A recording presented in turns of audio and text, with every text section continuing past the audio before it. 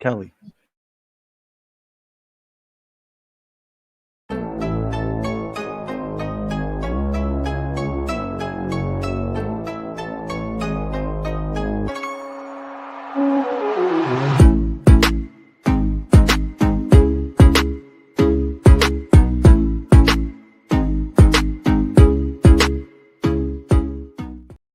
Hello again, everybody, and welcome to the Wednesday edition of the Barely There podcast. We are 4-star Chicago sports. We got PT57 back in the house, and we got our boy Kyle Duplessis in the house. How we doing, boys?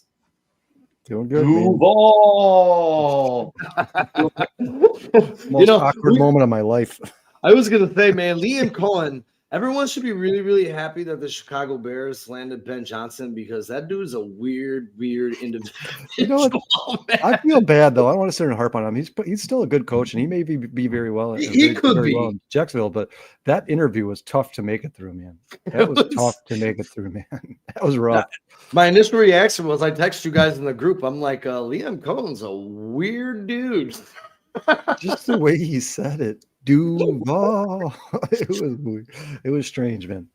So to kick this off, man, we're gonna I have to pay a little homage, and I'm gonna throw this on the bottom because it's the 50-year anniversary of the greatest player to ever grace the field on the lakefront. It is Walter Payton, 190 games, 383, 100 carries, 16,000 yards, 110 rushing touchdowns, 2,100 yards from scrimmage, almost 22, 120. What was that? 125 touchdowns. Super Bowl champion, offensive MVP, the greatest player to ever grace. Sean, 50-year anniversary from what?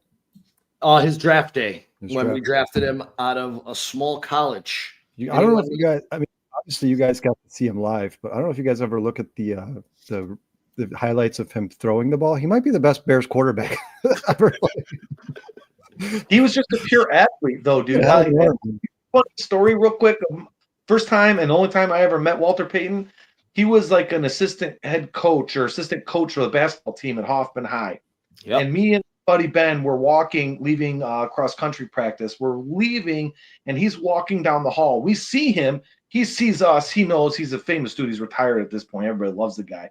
But we're like, starstruck, eyes wide open, looking at the guy. And he sees this. He walks by us, and he points at the ground. He says, "You dropped your pocket." We both look down, looking around and see what the hell we dropped. We turn around. He's just giggling, walking down the hall. Didn't really give a shit. Dude, he's just a funny dude. I use that trick on, like, all my nieces and nephews all the time. They hate it. But he was just a good dude. And everybody in Chicago who's ever met him has got some cool story like that. He was just an awesome dude. Jay, we went to school, and I don't know if people remember this, but his Hall of Fame ring got stolen, and yes. We all went to high school. We were all going to Hoffman High School when this happened. He was the soccer coach. I believe he was a soccer coach, wasn't he? He was doing something with soccer. It was something, but it got returned to him. It was in a couch. Yeah. They said it got stolen. They found it, but whatever happened. But yeah, that was. I have a Walter Payton biography book, and they said he could have gone pro in a couple different sports, man. They said he was really good at baseball. His dad was actually a professional baseball player. They said he was really good at tennis, very good tennis player. I mean, he was just an all-around athlete through and through. He was, and him and his brother had a long-standing competition in football. And finally, in this biography I have, this book I own, his brother finally admitted near the end of his days, he said, "Yeah, nobody could ever stop Walter Payton. He was the most dominant athlete in the history of football." He never got hurt. Conversation. Hey, man, and God rest his soul. I mean, Amen. That smile lit up rooms for years, and his play style is something that will live on in the annals of history. And for us being able to see him live, I mean, it's just an amazing guy, gentleman to watch. So I think he'll go down the annals, definitely not the anals. Yeah, whatever. So moving on to the next thing that we got here. We had a couple of interesting things that happened just today. The Chicago Bears interviewed a couple of gentlemen for all for the same position. Actually, it was the O-line coach. They had Dan Rocher, Joe Randolph, and a guy by the name of, I'm trying to remember, from the Buckeyes. Jesus, his name is slipping me. I'm sorry. Why can't I think of his name right now? It'll come back to me. But we'll get back to him. He's the offensive line coach right now for the Buckeyes, and I cannot remember his name for some reason. It's slipping. That's an interesting interview for me, the Buckeye one, because there's a running back that's pretty good from there. There's a couple, but to get into Joe Randolph really quick, or Joe Rudolph, excuse me. Rudolph played in the NFL from 95 to 97 with the Eagles and Niners. He was the Broncos assistant O-line coach. He was in Chicago in 2022. And Rudolph was also the Wisconsin O-line coach from 2015 to 2021. During that time, 5 Badgers O-linemen were drafted, including long-term Tyler Biadasz, who was starting this year for the NFC runner-up Washington Redskins, David Edwards, Ryan Ramczyk. I'm sure everybody can remember that guy. Rudolph has 9 All-Americans under his belt, 5 first-team selections, 9 first-team All-Big Ten selections, 6 O-line draft. It says 6 here, so I said 5. Correction, he has 6 O-line drafted. 4 of these 5 guys that were drafted started off as 3-star recruits, so he was able to develop them and get them drafted.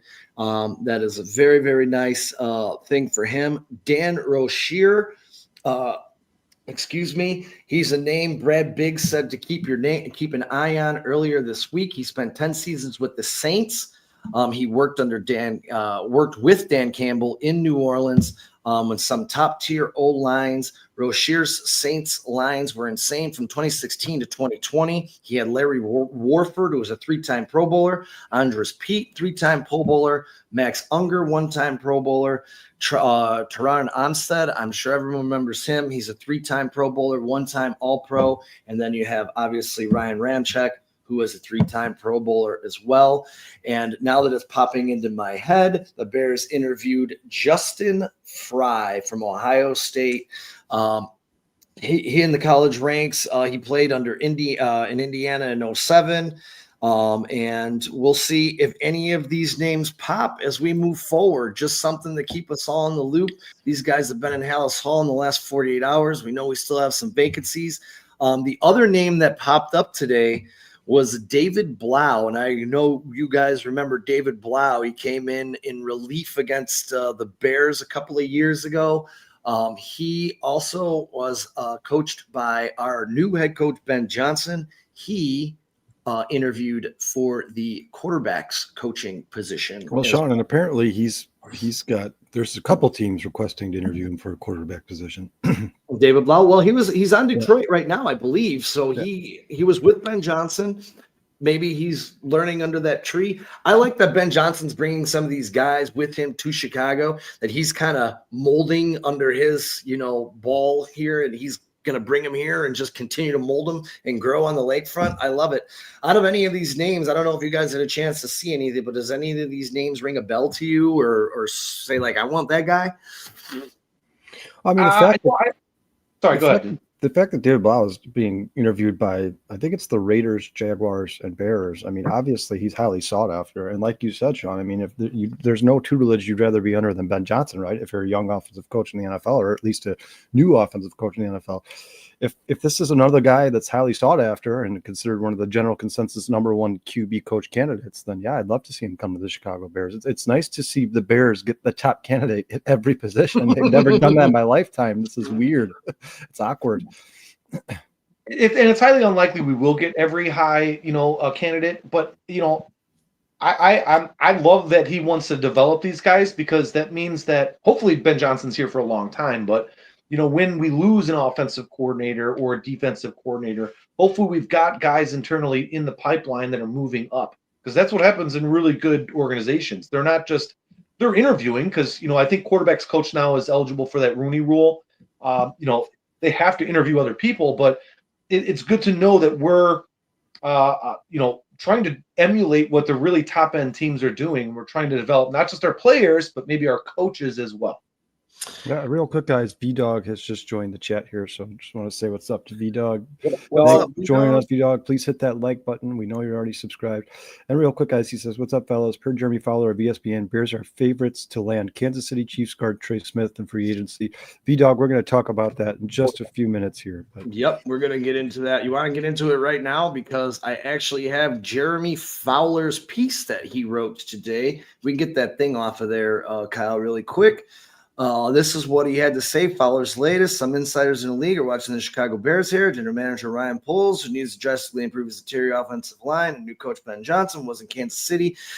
When the Chiefs drafted Smith, several teams have interest in this top overall free agent. That does not surprise me in one iota that a lot of teams will be interested in him. Jason, I know you did some research on Trey Smith. I'm going to let you take over for a minute, and then I'm going to bounce back on some thoughts that I have on Trey Smith and what I possibly think is going to go wrong with this situation. And I could be completely wrong, but we're going to find out. Yeah, there's very little to find bad about this kid. He's number 65 in your Super Bowl media guide, but number 1 on everybody's list. And a lot of teams I heard are actually picking him as the top free agent there is in all of football right now. I will tell you this. Here's what I got. He's young. He's 25 years old. He's a monster of a man, 6'6", 321 pounds. He's probably, going to ask and get $20 to $21 million. So if you sign him to a 3 or 5 year deal, he's probably going to be pushing $100 million. So he's not going to come cheap. He did start right out of college for the Chiefs. They drafted him. I believe Poles was there on that scouting team when they drafted him. So there's something to keep an eye on there. He's the director of scouting for the Chiefs. Yep. And it was one of Poles' last draft picks out of Kansas City before he departed for Chicago. So Yep. So he knows him well. Now here's some numbers here. He played 1,115 snaps. That's a lot for an offensive lineman, especially if you're a Bears fan, because we don't never see that. It was all at right guard, so he didn't have to move around. He only allowed 1 sack and 5 hits this year. Pretty good. His overall PFF rank is 78.8, which puts him at 14th overall at the position of guard. He has a lower pass blocking grade at 70.6.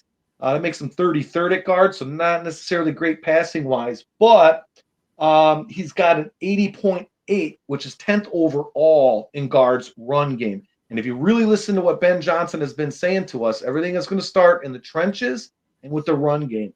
And if you really need that, you're going to need this guy. This guy is going to get you that. Little fun fact, too. He played at Tennessee. Do you know what current Bears NFL lineman was his teammate? Darnell Wright. That was Darnell Wright, yeah. Yeah. The only thing you can really find bad about him is the blood clots in the lungs issue. And I dove deep into that because I really it just sounds like a super serious thing, right? Like, who the hell wants blood clots? It almost sounds like a news set. Trey Smith and those damn blood clots. So basically, it's a pulmonary embolism, and it can happen. It's not all that uncommon, but it is treatable. And really what happened was that he got diagnosed in his sophomore year. Took the year off, had to get it taken care of. I'm Jay, sure they can got I cut you off? Can I cut you off for 2 seconds here, man? I'm sorry. I've never seen this guy in the chat before. Camel Toe Inspector. Hey! If we somehow get Trey Smith and Drew Dalman, I'd be over the moon. Camel Toe, I appreciate you joining us, man. Please hit that like. I'd like to address your comments as the show goes on here. Thanks for joining us. You guys, James Kelfer has also joined the show. What's up, James? He would give Trey Smith 3 years for $60 million. Sorry to interrupt you, Jay. No, that's fine. And listen, he's probably going to get 20 to 21 million. He's probably going to reset the market for guard. It's just the way football works now. So anyways, he came back his junior year, played the year, didn't allow a sack, not 1 sack his entire junior year after coming out from, basically blood clots in your lungs. Could have been draft eligible and probably could have easily been drafted, but he said, nah, it's not up to my, standards. So he came back, played another full year, his senior year, and then has, played 4 years at Kansas City, got 3 Super Bowls. So the guy, I think the blood clot issue is probably gone. I don't know if it's coming back. 2 Super Bowls, Jay. Don't jump the gun on us here, man. Don't crush our hopes and dreams. What else we got? Oh, the other thing too is I hear that he's the enforcer on that line. He's the Olin Kreutz of that line, which I think the Bears are probably in dire need of. Olin Kreutz, if you got an injury that he thinks you could play through, guess what? You're playing through it. And I'm not trying to knock guys that are injured, but there's a lot of injuries on the offensive line, and some guys you couldn't even tell what their injury was. They never played. Davis. So we really need a guy that's going to run that offensive line, and he's the guy. By the way, if you look at the Chiefs' grades as an offensive line, they were really, really bad the first half of the season and got better in the second half of the season. That's mostly because of, and it's something to look at in the Super Bowl here, DJ Humphries, their left guard, he's inactive for the Super Bowl. Yeah. So they're going to turn Thuney. He's going to play left tackle now. And Mike Caliendo is going to be in at left guard. So it's going to be really interesting with those movements. Watch that Super Bowl. Don't just watch the game and eat your food and drink some beer. Pay attention to that offensive line and see how this happens and how Trey Smith adapts to this. Because if he still performs at a high level, he's running his stunts, he's hitting all his blocks, and there's those movements, that's a really good sign because it's going to happen in the NFL, guys. Somebody's going to get hurt on the offensive line. It's almost a guaranteed fact. Hopefully it's only for a game or so. And to have a guy that can adapt and move around and basically, seamlessly adapt to it, that to me is very big because one of the biggest issues we had this year as Bears fans. And that's about it. I mean, honestly, there's a couple of guys in this Super Bowl we need to be keeping our eyes on, because they're going to be free agents, and it's something that we want to, really, really pay attention to because honestly, if they're not going to perform well in the Super Bowl, maybe we should be picking them up. And Jason, the last time all 5 Bears offensive linemen finished the season was 2009, and coincidentally, it was the last time the Bears quarterback finished the season until this past year with Caleb Williams. So yeah, offensive line is important. Sorry, Sean, I didn't mean to interrupt you. Real quick, guys, just shout out to Jay here. Camel Toe Inspector says Olin Kreutz, greatest Bears center ever. You see, Jay's got the jersey in the background there. He is a huge Olin Kreutz fan. Sean, what else do you got for us on? Just to back up Jay here. I do think he's young. He's been pretty durable. He's a high run blocking aficionado, as Jay just pointed out. He has a very aggressive mindset from what I was reading, and he is going to command $20 million on the market. Now, my biggest concern here is exactly what happened with Chris Jones. Going into that offseason where Chris Jones was a free agent, everyone's like, oh, where's he going to go? Kansas City can't re-sign him. They're not going to be able to re-sign him. What did Kansas City do? They moved parts around, and they figured out how to sign one of their biggest assets that they had, and Chris Jones is now going to retire as a Kansas City Chief. The one thing that just makes me pause and say they just reset the market with that 4-year, $72 million deal with Creed Humphrey. Not only that, if you look at this 21 draft class, and I'm going to put it up on the screen here for these guys really quick. If you look at these guys, Nick Bolton is their regular starter, a tackling machine. He averages about 108 tackles a year. They just re-upped Creed Humphrey for 7 years, or for 4 years, $72 million. Noah Gray seems like he's going to be the replacement for Travis Kelce. And then you got Trey Smith sitting at 6. So out of this list, you got to re-sign Bolton. You're probably signing Gray to a minimal deal. Key thing here for me is when you look at this, they have $16 million under the cap right now. And I save this because I'm going to throw this up. This is Joe Thuney's contract. If they were to release Joe Thuney before 6/1, they free up $16 million in cap savings. Now they have $32 million under the cap. Kyle, what did we talk about on Monday? You get the average of the top 5 at your position, which we figured out was about 16 million for the position, about 15 and a half, yeah. So if they do cut Thuney, who is 32, and by the way, going for his 6th Super Bowl, he had 3 with the Patriots, and now he's going for his 3rd with the Chiefs. But if they were able to do that, Trey Smith won't be available because they're going to put him under. They're going to put him under the franchise tag, he's never going to hit the market. You can't fault the Bears if they never have that opportunity to do that. I'm just going to say buyer beware. I don't know what the Chiefs are going to do. It does look like they do have a couple of things they have to sign, because I'll tell you, if you don't sign Nick Bolton, he's going to be a top guy someone else is going to get. Yeah, I went and looked up his numbers, man. This guy's averaging 108 tackles a year. He averages about 3 forced fumbles a year. He doesn't get after the quarterback, but he's all over the field, east to west type guy. The Chiefs have some decisions to make. Kyle, I know you want to jump in on this. What are your thoughts on Trey Smith? Do you see any roadblocks, or do you think the Bears have a fair shot if he does hit the market?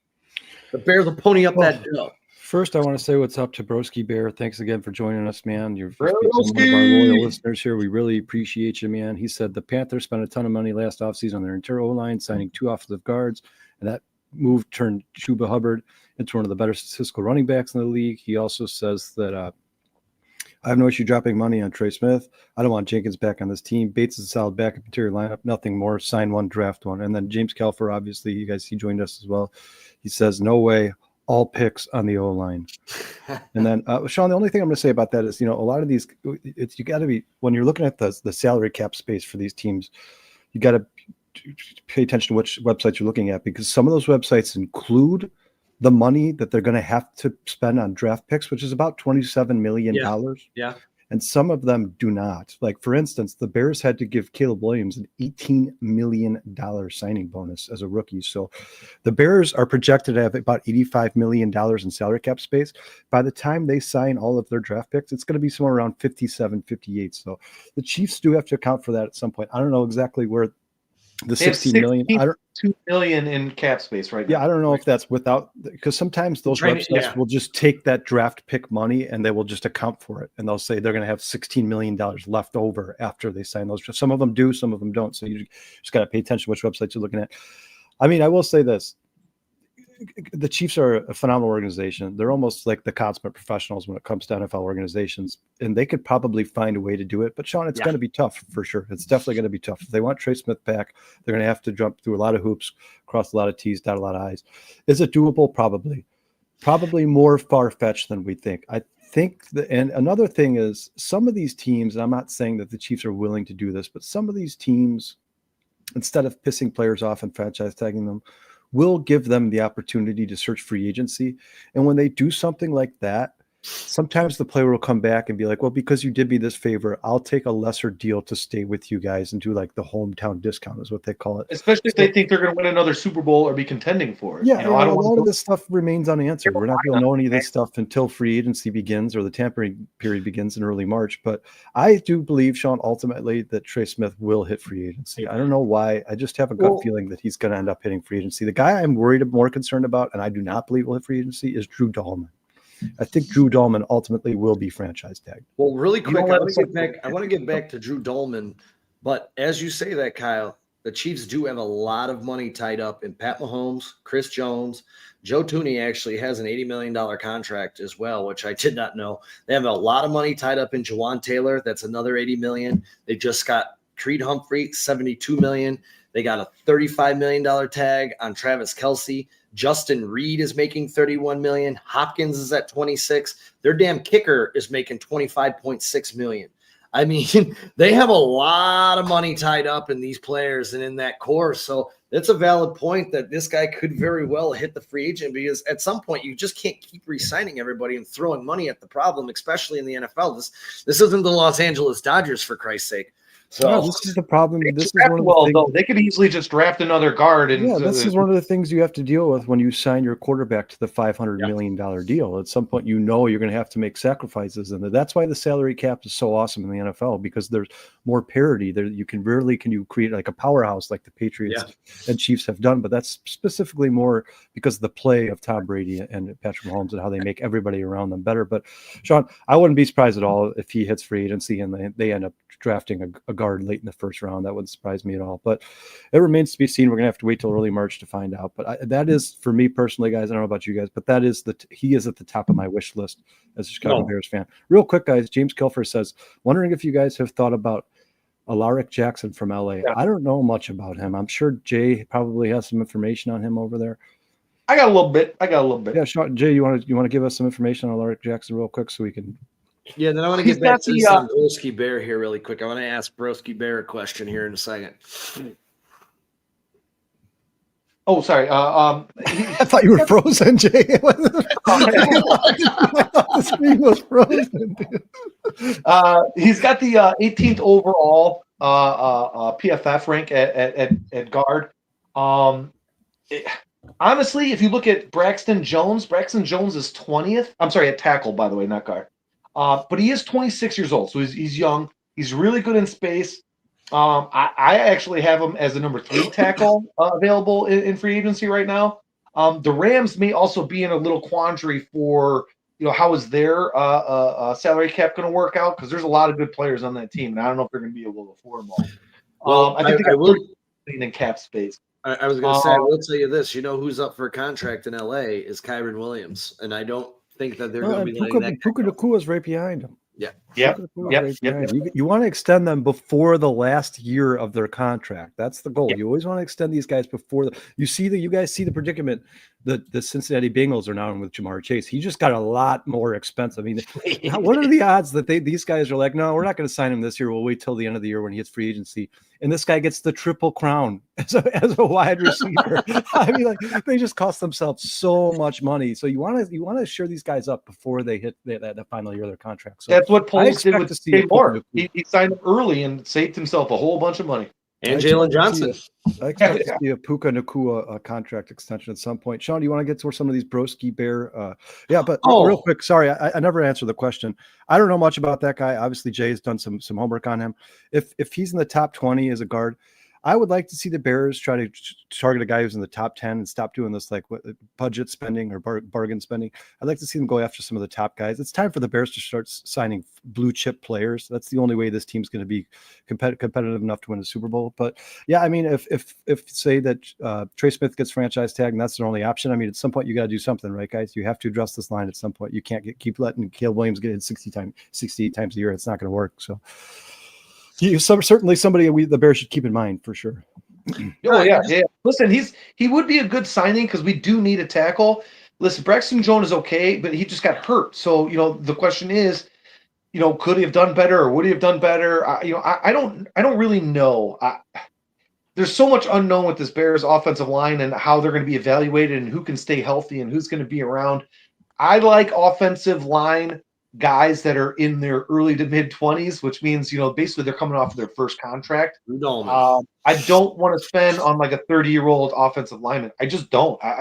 Because we keep doing that and we keep winding getting Nate Davis and all these other guys that are like, all right, but they don't want to play anymore or they're just not that good. And I don't want to spend 20 or 18 million on a 30-year-old when I could spend 20 million on a 25-year-old who's going to be with us a lot longer. That's basically or just draft the guy then. But I don't want a 30-year-old guy. I don't want a 28-year-old guy. The best franchises in the NFL are a revolving door of young talent. They let their old guys walk and they draft well. Those are the best teams in the NFL. We've seen the Packers do it for years. We've seen the Patriots do it for years. Kyle, if you just go back to their 21 drafts that the Chiefs had, dude, 4 of their 6 picks are contributing on a Super Bowl team that's playing next weekend. Hey, Sean, who drafted those guys?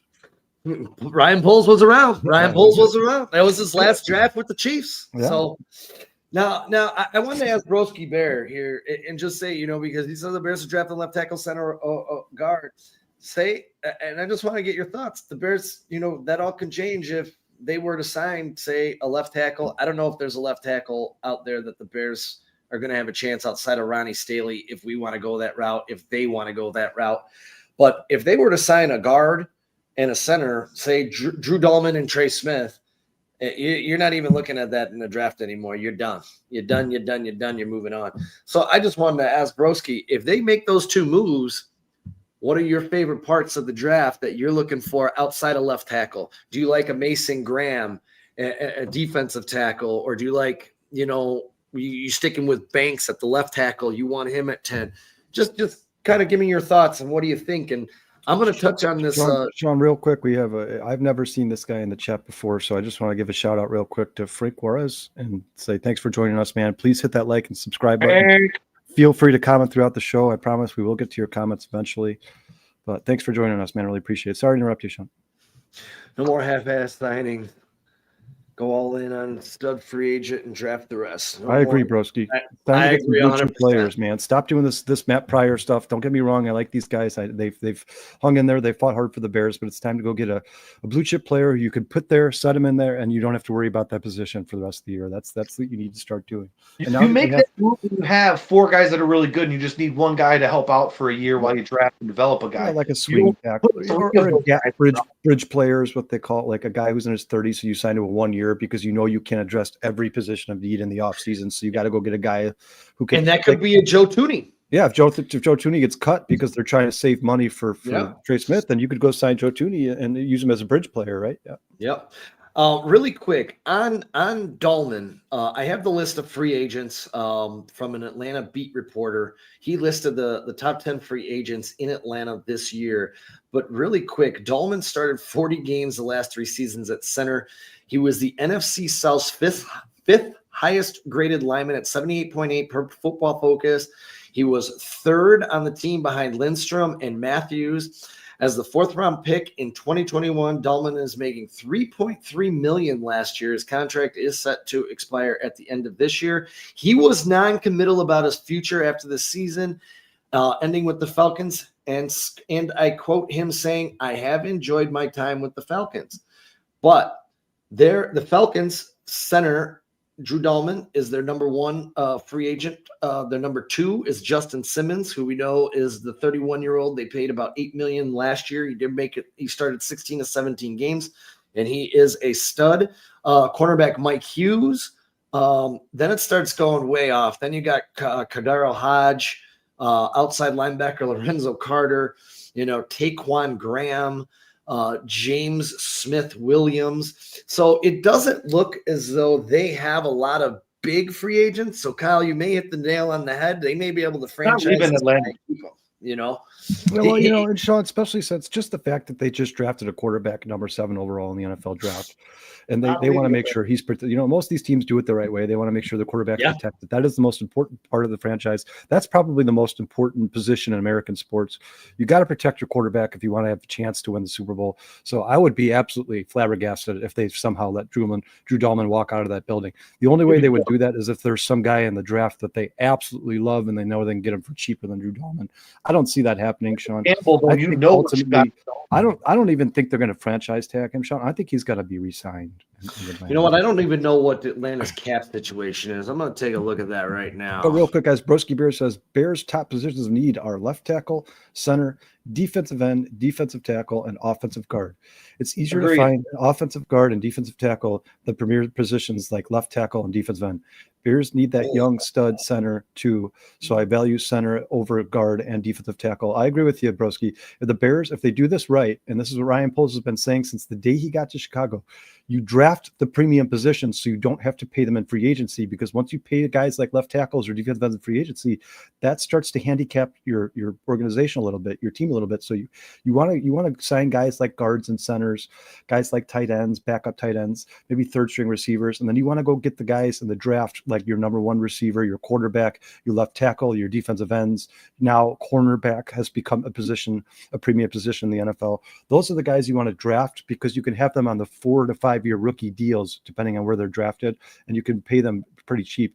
And then, like I said, guys, once those contracts are up, if you love the guy, you re-sign him. One of the guys you want to be a lifer in your team, a guy like maybe keeping DJ Moore here for the rest of his career. But the rest of the guys, you let walk in free agency, let somebody else go pay them the $100 million contract and do the same thing over again. Draft and develop young, revolving door of young talent. I'll say it over and over and over again, guys. The Atlanta Falcons are in cap hell. They're $7 million negative right now. $7.5 million. Sean, you figure they could probably part ways with most of that defense, right? It wasn't very good. Simmons didn't do anything for them. He certainly didn't make them better. I think they were like the 8th worst defense in the NFL this season. So there's probably some guys that are more than willing to part ways with. Yeah, they have a couple of voidable contracts this year and some June 1st cut candidates. But if you're looking at a guy like Drew Dalman and you're looking at the center position the market was just reset with Creed Humphrey in Kansas City at 4 years, $72 million, and he's making over $20 million a year now. I'm sure Drew Dalman's numbers are pretty similar. He's going to be looking for the same. So the Falcons are going to have to get pretty creative. You guys, real quick, we got another joiner in the chat here. Zach, we appreciate you joining us, man. Please like and subscribe. Please share this with your friends if you enjoy watching us. He says, franchise tag Keenan Allen. He was Caleb Williams' security blanket during go time. I don't know. Caleb Williams, the problem with Keenan Allen is if franchise tagging a receiver, especially a guy who the NFL would consider a number one receiver, becomes very expensive. And, at this point, you should be trying to groom Rome Odunze to take that number one or number two role. And then DJ Moore would take the opposite, vice versa. So if I were the Bears, I would look for a receiver late in the draft to be your third receiver, or go sign a guy like we talked before, Hunter Renfrow, put him in the slot, and make sure that Rome Odunze, you're developing him and to be your number one or number two receiver. I don't think Keenan Allen is an absolute necessity for the Chicago Bears, and I certainly wouldn't rank him high on their position of needs. He also says he wanted to draft Olu Fashanu or Jared Verse over Rome. He's still not happy with the Rome pick. I mean, there's a lot of teams that wish they would have drafted Jared Verse over who they drafted. And I think there's a lot of teams who also wish they would have drafted Brock Bowers. I was just going to say, Zach, I wish we would have took Brock Bowers over him. So that news Bruce has just announced. Yeah, this is actually true. This just broke. The Bears just made this hire. They hired Press Taylor as their passing game coordinator. Oh, there you go. Thanks, Bruce. Appreciate it, man. Breaking news, guys. Breaking news. Yeah. So the Bears are hiring former Jaguars OC Press Taylor as their passing game coordinator. Sources say key hire for Ben Johnson and OC Declan Doyle. Thanks a lot, Bruce. We appreciate it, man. That comes from Ian Rappaport, guys, by the way. Yep. Sean, do you want to get into the running backs, or you want to talk about the Rick Smith interview a little bit? Let's get into the Rick Smith interview, because Rick Smith has been on a lot of different shows. He was on with Zimmerman, Bill Zimmerman, if you guys know who that is, very well-respected NFL beat reporter, right after the Bears signed him, and he did an in-depth kind of just knocked down he was going to the Raiders, blah, blah, blah. But he had a very interesting interview today with the Score 670, saying that things are changing on the lakefront. And Kyle has some information. I actually missed this today. I caught a couple snippets that Kyle sent me, but he was able to listen to it. Ladies and gentlemen, Bears fans across the world, this is very, very important stuff. And it should make you guys all feel very warm and fuzzy inside that this is actually happening on the lakefront. Kyle, go ahead, take it away. So there's a lot of stuff you read about the Bears, a lot of videos you see, a lot of updates. It's kind of one ear out the other. A lot of it's hearsay. Some of the stuff you don't believe until you get confirmation. But I'm telling you right now, guys, this is a must-watch interview. You guys got to go check it out. You can check it out on the Odyssey app online. And they replay on the Odyssey app. They have all the 670 interviews. You can go watch them every single day. It was on the Bernstein show with Leela Rahimi. They interviewed Rick Smith, who was the agent of Ben Johnson, obviously. And Rick Smith had a lot of interesting things to say. So basically, they were asking him, what questions did you guys ask the Bears when you were doing this interviewing process? And he basically came out and said, we're not happy with the way you guys have done things for the last 20 years. I mean, he called them out. He said, you guys are stuck in your ways from the 1980s, because that's the last time you guys had major success, when he won the Super Bowl in 85-86 season. We want to know that you guys are willing to change and adapt to the current NFL. And Kevin Warren and Ryan Poles assured him that they were more than willing to do that. He also said, we want to make sure that the alignment between the GM and coach is in place. So I'm assuming you're going to hear a Ryan Poles extension come at some point, because obviously that's part of the reasons that Ben Johnson joined the Chicago Bears. Another thing he said which was very interesting, is, are you guys willing to part ways with players that you like if they don't fit our scheme? And Ryan Poles answered yes. So you might see some Bears players that you like, some players that you've kind of fallen in love with, part ways with the Chicago Bears. I wouldn't be surprised at all if you saw a guy like Tyreek Stevenson get traded, or somebody like that, just a major name like that. But ultimately, the thing that was the most impressive to me, guys, is the fact that, most of the time when you listen to these interviews, these guys are politicians, right? They say the things they're supposed to say. They don't say the things that they want to say. You hear these guys after games who are like, one day at a time, we'll get them next game. It's all the same cliche stuff over and over. Rick Smith was very transparent with this interview. He basically said, this organization has not been doing things right for the last 30 years. We were very impressed when we talked to them, and we believe that the changes that have been made here, and the reason that the Bears are starting to catch up to the rest of the NFL is because of Kevin Warren. Since Kevin Warren has been put in place with the Chicago Bears, we've noticed certain changes. And one of the things I'm sure that they're talking about is the fact that the Bears started flying all these guys out on private jets. The Bears took a lot of scrutiny over the past few years for putting guys on normal planes and not even putting them in first class and asking them to come join the organization. Like, not a very good first impression, right? But Rick Smith just dives into how bad the Bears organization has been and how he can feel the tide turning and how they're starting to change the culture and establish an identity. And it's just a really interesting interview. I think everybody should go check it out. Like I said, you can find it on the Odyssey app, 670 The Score. It's very interesting. A lot of the stuff he says are just things you don't expect to hear on public interviews, but he goes in depth. He's very genuine. He's very transparent. Really good interview. Go check it out. Yeah, I was very impressed with the one that I heard on Zimmerman, and I didn't even get a full opportunity to listen to this one. So I'm really happy that it finally seems, and it seems as though just the coaches that they're hiring, and Declan Doyle was the first non-former player that the Bears actually brought onto the staff. So that is very interesting as well. They're getting this experience, they're getting the things. It just seems as though they're dotting their I's, they're crossing their T's, and they're doing this thing right for the first time. George McCaskey finally seems as though he's taken that step away and he is taking the handcuffs off and letting these guys actually do what they're supposed to do in their positions as GM and president of this team. It is a breath of fresh air on the lakefront. I am very excited, and I'm tickled pink to see exactly where this thing goes over the next couple of years. And Bears fans, like I said, don't Craig counsel this guy, man. Don't Craig counsel this guy. It's not going to happen in 1 year. It took him a couple of years to fix this thing.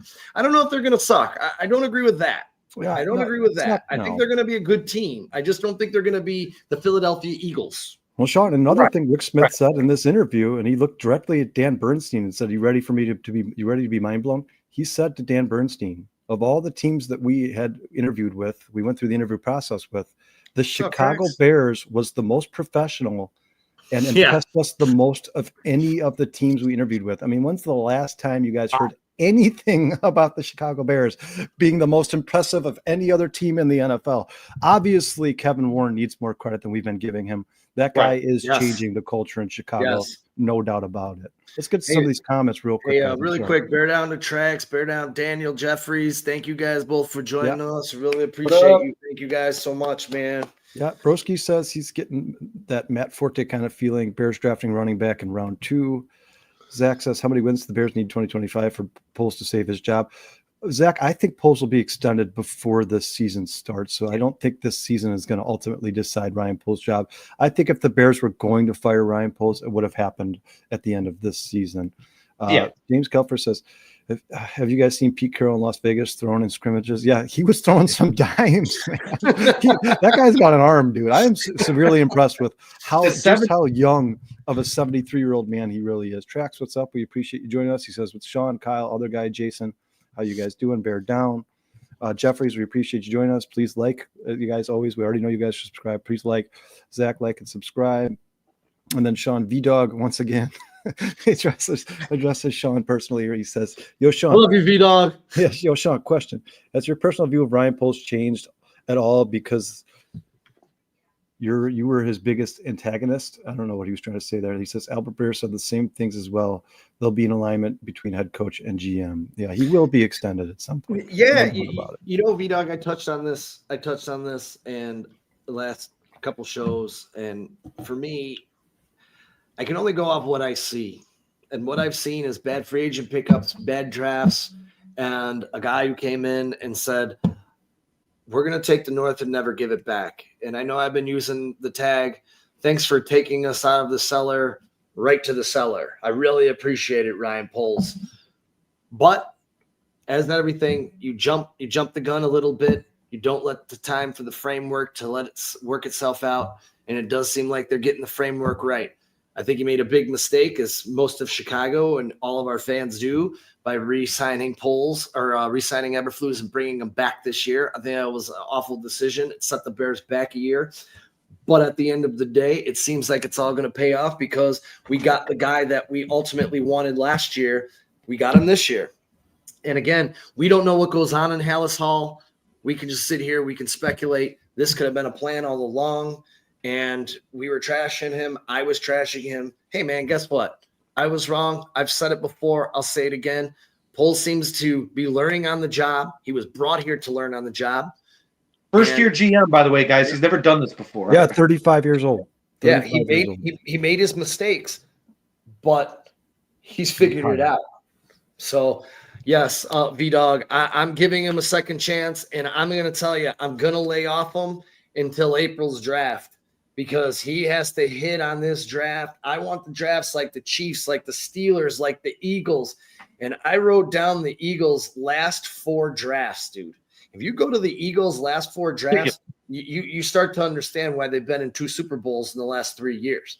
This is what we need here on the lakefront. How do we get there? Only Ryan Poles can get us there. And these scouts that they have 14 scouts right now out at the Senior Bowl checking this out. So they haven't had a lot of success. If you look at the names the Bears have drafted from the Senior Bowl, they've mostly been junk. But hopefully, again, he's learned from his mistakes. He's learned this. He's learned that. Hopefully now he's got it right. The ship is right. It seems to be. Well, Sean, and now he's going to get the help of Ben Johnson for scouting draft talent. And real quick, guys, it sounds like the chat here wants to get into running backs because if Zach says Poles picks fit for free agency, that was a bad move. So many running backs went to different teams and made the playoffs. Zach, you also have to look at it in terms of perspective. I think Swift was probably, Swift, this is the first time in his career his yards per carry were under 4 yards per carry. I think it's part of just joining the Chicago Bears. I think their offensive line was trash, and it made him look worse than he is. Every other year in DeAndre Swift's career, he's averaged well over 4 yards a carry. So I think at some point they will get DeAndre Swift right, and he'll be a major contributor to this team. Wasn't that expensive either. James Kelfer says, if we sign all the O-line, then we can draft Heisman snub Ashton Genty 10. If you don't like that, you could go get Starks or Pierce and go get Hampton later. James, we're going to talk about that right now because you're probably going to look at the guy that hates Ashton Genty more than anybody else. And I'll give you reasons why here in just a little bit. Yeah, hate's a strong word. Yeah, real quick, guys, I'm going to start the conversation here about before we get into running backs. The reason that I keep saying that the Bears need to address the offensive line, or at least draft offense and sign offense, is because the Bears have been spending more money on defense than offense for the entirety of my life. I've never seen them spend more money on offense than defense, and it's not working out for them, guys. I mean, this team last year spent $112 million on the defensive side of the ball and only $93 million on the offensive side of the ball.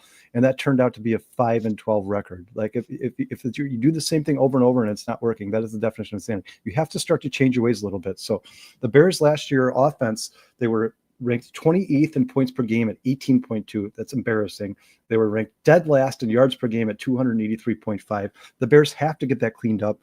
I understand that their defense wasn't much better. They were ranked 13th in points allowed per game, 21.8. That's actually ranked in the middle of the pack. That's not bad at all. The problem with the Bears was the rushing yards they allowed. They were ranked almost dead last in rushing yards per game. They allowed 354.2 yards per game total. That was ranked 27th in the NFL. But at least you guys, if you build this offense up the right way with Ben Johnson in the building, at least you have a chance of outscoring your opponent. You're never going to win football games if you cannot score points. You're never going to win. So if I were the Bears, what I would do is make sure you protect Caleb Williams, get this offense back on track, and then you can worry about the defense later once you feel like this offense is a well-oiled machine and can average somewhere from 27 to 31 points per game. If you can do that, at least you can win games by outscoring people. Once you get that offense in place, you get the right line, you get the running back we've been talking about, get Caleb Williams comfortable, then you can start to address the defensive needs. But right now, the Bears need to focus on getting Caleb Williams as comfortable as they possibly can. All right, you guys, there's a lot of stuff in here just about running back. And you know what? I want to touch on a couple of these really quick. I love Broski Bear. Swift is more of a third down back. I agree with that. He's not a downhill runner. He doesn't run in between the tackles. You got to get that guy out to the left and the right, get him out in the space because he's a dynamic playmaker if you can do that. Broski Bear, I love that you can't stand Ashton Genty either. I touched on that a little bit on Monday and said I'm just not a guy who falls in love with players from the Mountain West. I'm an SEC, Big Ten. That's my point. Like Big 12 last. I don't hate Big 12 players, but when you're talking about these big time positions, running back, wide receiver, left tackle, right tackle. Give me someone from the SEC and Big Ten all day, every day, knock it out of the park. Done. Jason, so I know you did some stuff. Guys, please. Yes, Zach, I agree 100%. SEC speed is next level. You just can't get past that. Jason, I have a favorite running back in this draft. I know he's starting to become a favorite of a lot of these experts in this draft. But I actually have four backs that I really love in this draft. The first one, we're going to play a quick little 36-second clip. We'll get into him. And then, Jason, I'm going to turn it over to you for the next guy after I break down this guy. Let's go. Quarter 5 out of 11. Out of the backfield, Caleb Johnson. Breaking tackles. Moving defenders and still going. Caleb Johnson.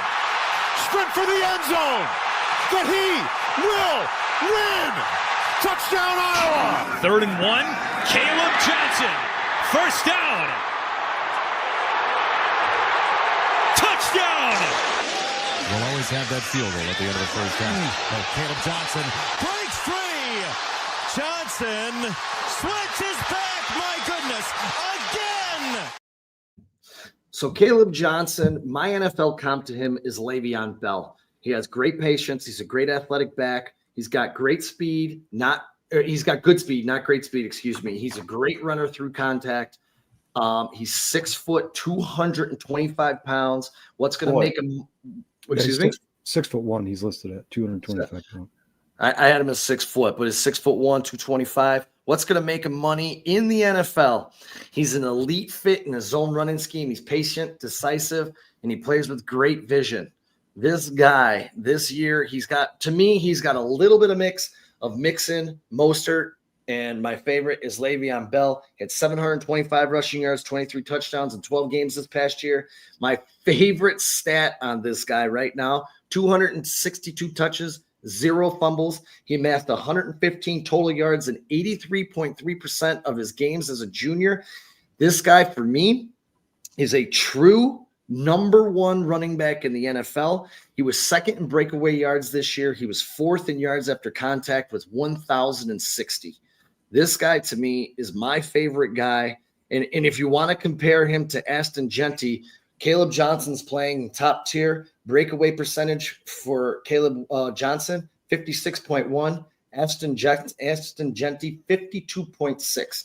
For me, give me Caleb Johnson over Ashton Genty 6 days a week and twice on Sunday. Jason, who you got? You guys, real quick, Dennis Mooney has joined the chat. He says, "What's up, Dennis? Draft Walter Nolan or Mike Green. You see Mike Green bull rush over Oregon tackle John Conley today at the Senior Bowl. Thanks for updating us on the Senior Bowl. Really appreciate that, Dennis. How you doing, brother? Please hit that like button if you haven't already. Sorry to interrupt you, Jason. No, really, Caleb Johnson's great. He's probably the most NFL-ready guy in the draft, meaning he's starting day one. He's not going to have to have a slow start and build up in the week 6 now. He's running all the time.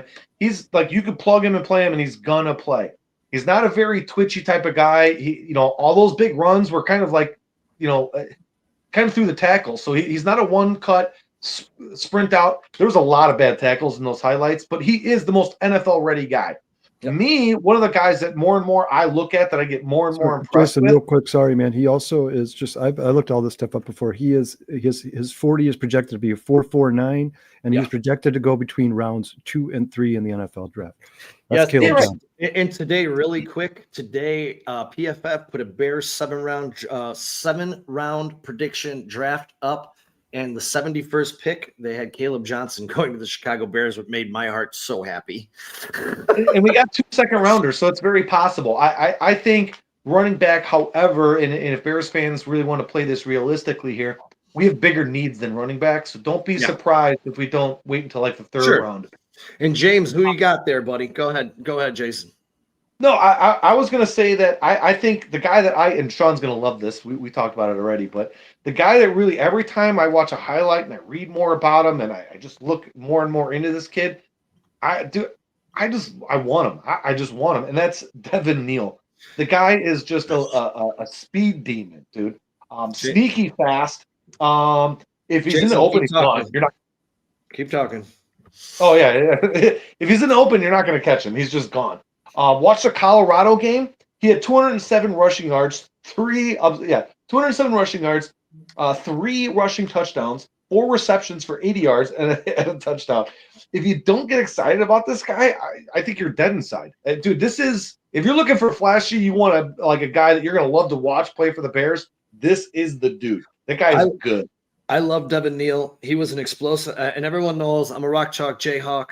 This guy has excellent passing catch. I can't talk. Excellent pass catching ability. He has very good vision. He excels at cutback runs. Man, don't let, like Jay just said, don't let this guy get into the open field, because if it is, he's throwing you up the deuces, man. He's an explosive playmaker. He has incredible feet. He's extremely patient. He's a stout running back.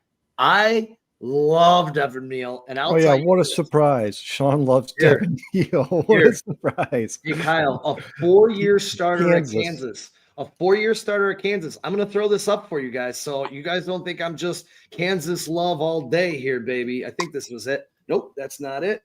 I got Devin Neal right here. Devin, it's kind of hard to see.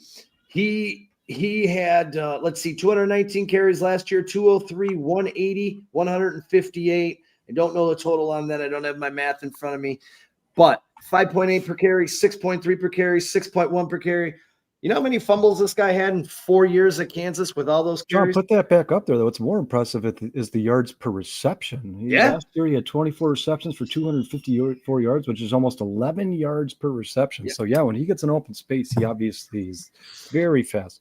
And you know what? Let's give him credit for staying there for all 4 years. He didn't enter the transfer portal. He could have easily gotten, wooed in by, Alabama he's actually a Kansas kid, and it was his dream to play for the University of Kansas. Yeah. And his last game, he was crying on the sideline that his career was over. In 4 years, the guy fumbled the ball 0 times. Never fumbled the ball in 4 years in college. He's running so fast, the wind force sucks the ball up against his chest. It's not going anywhere. Who we got next? Because I got a couple. I got a couple for y'all. Sean, I'm going to give you the top 10 notable draft running backs, and you tell me which ones you want to dig into here. So obviously, number 1 is Justin Gianti. Number 2 is Quinshin Judkins from Ohio State. Number 3 is Omarion Hampton from North Carolina. We're going to talk about Hampton. Number 4 is Caleb Johnson, who we just talked about. Number 5 is Travion Henderson from Ohio State. Number 6 is Damian Martinez. Number 7 is Donovan Edwards. Number 8 is DJ Giddens. Number 9 is Trevor Etienne. And number 10 is Ollie Gordon. I'll tell you. They had notables. Jarquez Hunter, Devin Neal, and Cam Scatabo. Those were their notables. I will tell you this, and I know that a lot of people are down on Ollie Gordon. I love me some Ollie Gordon. And I'm going to tell you, this 6'2", 225-pound running back is 1 year removed from 2,062 yards from scrimmage and 22 touchdowns. Take a look at his tape. He's got great traits on tape. I'll throw up some Ollie Gordon tape right now. This guy is, dare I say it, kind of a Derrick Henry clone. Ollie Gordon, here we go. I got a little big. I got a little bit smaller, but I got a little blitz. Rangel has an open man in the flat. Ollie, where's your blitz beater? Everybody's inside. You get Jack Kelly with his 2 tight ends to the left. They're going to be set up as blockers as they swing it to Gordon, running through arm tacklers. Accuracy and get him back in the groove of things. Heavy stack on the right side, and Gordon has room to run. He hasn't seen this much daylight in Ollie Gordon is an absolute beast. Yeah, like I said, he's 6'2", 225 pounds. Why did he have a down year this year is what people asked. The guy they lost all their talent at Oklahoma State. He faced a lot of stack boxes. He lost all of his linemen. The blocking wasn't that good. But the guy still put up numbers, and his draft stock sorry to interrupt you, man. Just real quick, I just want to address this comment. It's Camel Toe Inspector, first time here. We appreciate you coming. He says, love this new channel. You guys are really bright, and you know your stuff when it comes to the ins and outs of football. We really appreciate that, Camel. Thank you. Thank you very much, man. Seriously, thank you, man. Sincere words. Love you, man. We appreciate you guys coming on. If it wasn't for you guys, man, we wouldn't do this. So thank you very much, brother. Yeah. So my problem with Ollie Gordon is obviously the DUI. All right, you could say he can get a car and not drive anymore. The biggest problem is when he got pulled over, he had open bottles of both vodka and tequila. How dumb! Who drinks vodka and tequila? Guy's an imbecile. You guys, real quick, Ollie Gordon was the slowest of all those running backs. His projected 40 time is 4.53, and he is projected to go from rounds 3 to 4. So the Bears could get him a little bit later than some of the guys. Do you want to know who was a 4.59? David Montgomery. So I'm not taking anything away. I'm just telling you guys numbers. He does have breakaway speed, and he has had over 20 runs of over 20 miles per hour in college. He has great contact balance. He can stay on his feet. He can get explosive. He does run a little high, and if you notice that, he's a little stiff and straight up. But he did win the Doak Walker Award given to the nation's best running back in 2023. This guy, I'm telling you, I know he's day 2, but I personally don't see Ollie Gordon as a day 2 running back. That's me. The fastest guy on this list is actually, it looks like it's Ashton Jeanty is the fastest. He's a 4.45 projected 40-yard dash. So everybody uses that as for a running back as like the sole, the guy's super fast. That's great, but you don't necessarily need that. There's so much more that goes into the running back. Ashton Jeanty does kind of give me those workhorse back, like the Saquon Barkley type, the Bijan Robinson type vibes for sure. He's going to be a major contributor wherever he goes, no doubt about that. Right. Who you got, Jay? I'm gonna get to Hampton in a second. I'm gonna get to the negatives that I have written down on Ashton Jeanty, but I want to go ahead and take it away, and then I'll unload on Jeanty right now. There's a couple of kids. One guy I think, because I really do think the Bears are probably going to draft late, so I tried to look at maybe some sleepers that we might be able to get some really good value on. And one of the guys I came across, LaQuint Allen. Out of Syracuse. He had over 1,000 yards rushing with 16 touchdowns. Now again, he's in Syracuse, so I know this doesn't fall into your love spot here, Sean. But he had 521 receiving yards as well, 64 receptions, 4 receiving touchdowns. He's a good sized back. He can play, I think, really all 4 downs because that's what probably Ben Johnson's going to do. He took over the game at UNLV. He carried that team to a victory with 2 rushing touchdowns and 2 receiving touchdowns, 129 total yards. He honestly might be the only back that excites me more than Neal does. But again, it's Syracuse. He's not like coming out of Ohio State or anything. Back in the day, Ohio State used to breed running backs. Seems like they breed like wide receivers and quarterbacks now. Mm-hmm. But I don't know. I feel like LaQuint Allen's maybe a little bit. He has like an upright running style, which is a little bit more like Derrick Henry. But the pass catching to me is what's really, really interesting. I mean, to have 1,000 rushing yards and 64 receptions for 571 yards, that gets 1,500 total yards, dude. That's pretty good. Yeah, and the guy who was in the top of those top 13 running backs I gave you guys for projected running backs going into the draft, the guy with the most yards on this list reception yards, I should say, on this list was Mario Hampton from North Carolina with 373 yards. We're two receiving touchdowns. We're gonna get into some of Mario Hampton tape here in just a little bit, and James Kelfer. I am gonna get into Dylan Sampson because Dylan Sampson is another one of my favorite running backs. And I'm just gonna say this class. Sampson. Yeah, this class is absolutely loaded. And scouts are believing that there could be easily 10 selected between rounds 1 and 2. Now, and I get the insane numbers that Ashton Jeanty put up, and I was reading one guy who said, Jeanty his film reminds him of Bijan, Saquon, and Gibbs.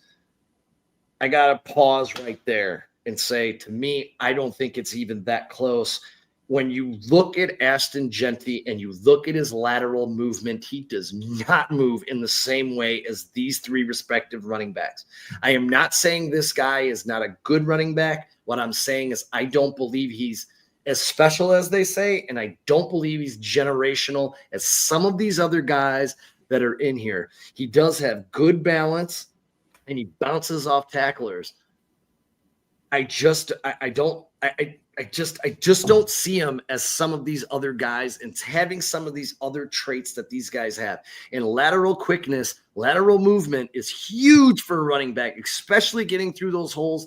And if you go back and watch that Penn State game, it was one of the reasons why Penn State was able to slow him down, because his lateral quickness trying to get through those holes was just not there. Whether they were collapsing because Penn State's defense was so good, that's my fear. He played the best competition that he played.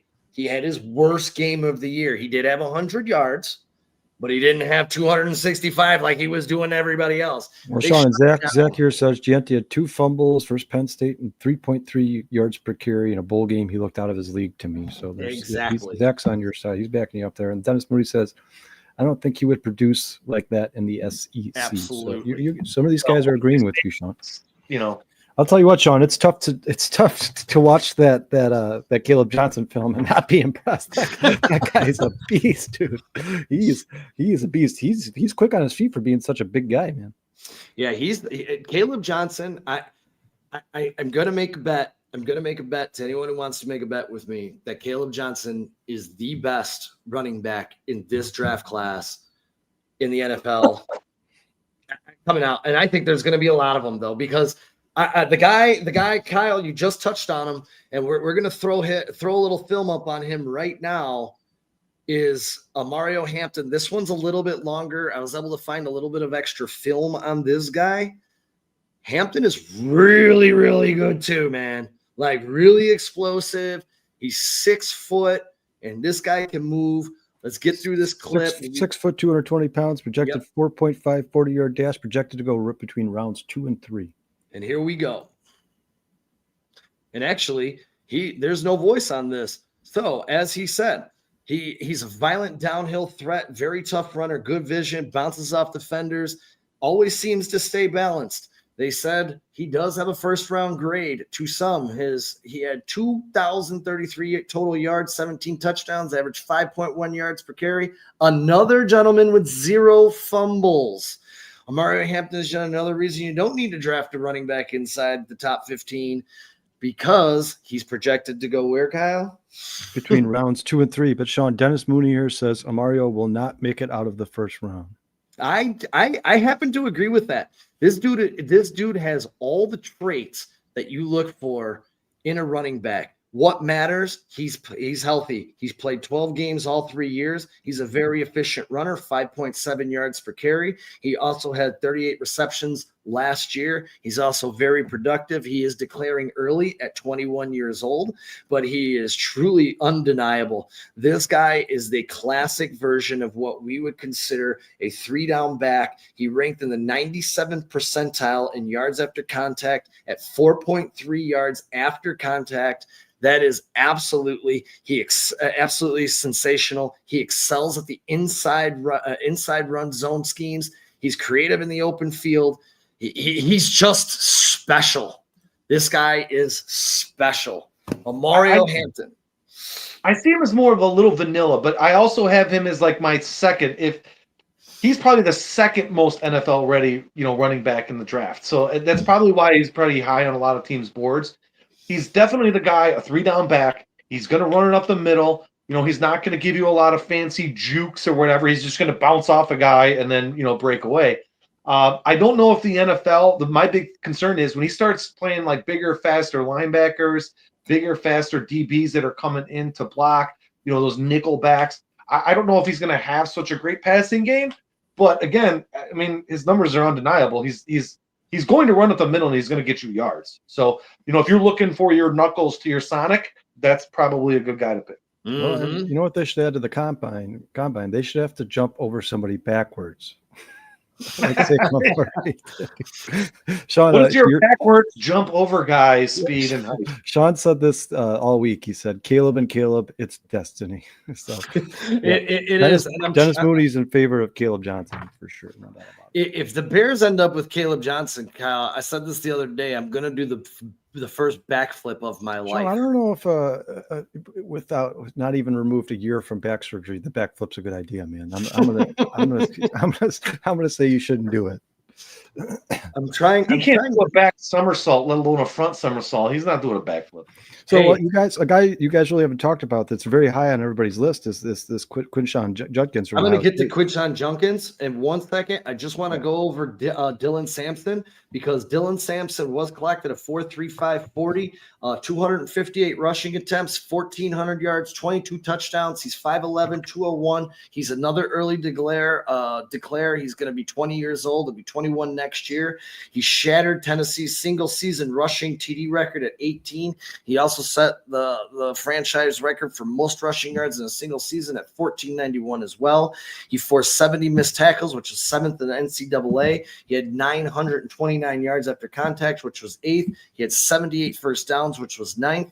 He was a 3-star recruit. When he joined Tennessee, he's obviously jumped up those ranks. He is another guy that seems to be a what do we call a workhorse NFL back.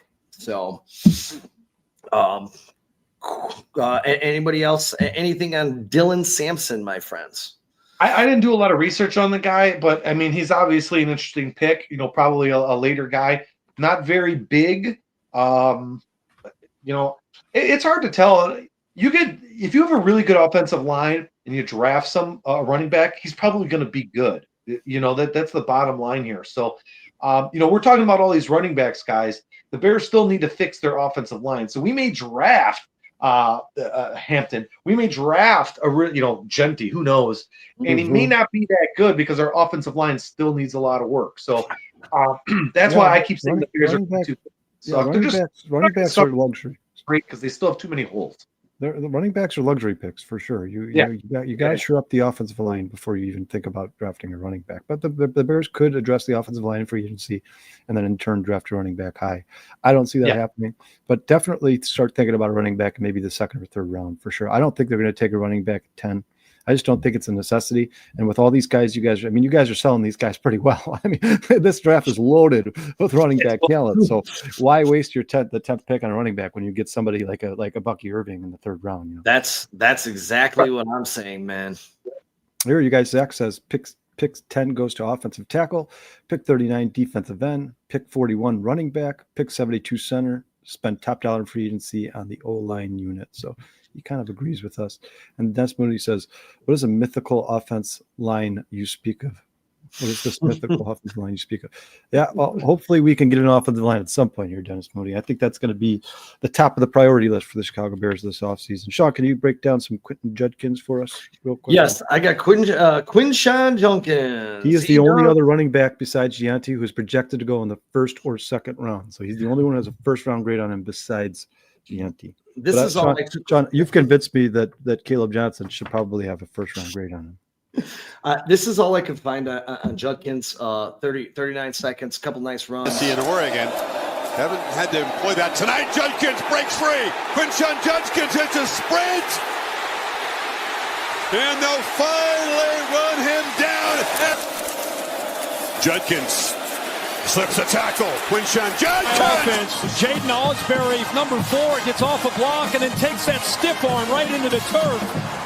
I tell you, he's not the biggest. 5 receivers in the pattern. They pitch it to the edge. This is Quinshon Judkins, fellow running back. Behind. Howard looking across the middle and has space. Takes up. Touchdown! Sneaking open was Quinshon Judkins. And obviously that was all from the national championship game, which has boosted his stock.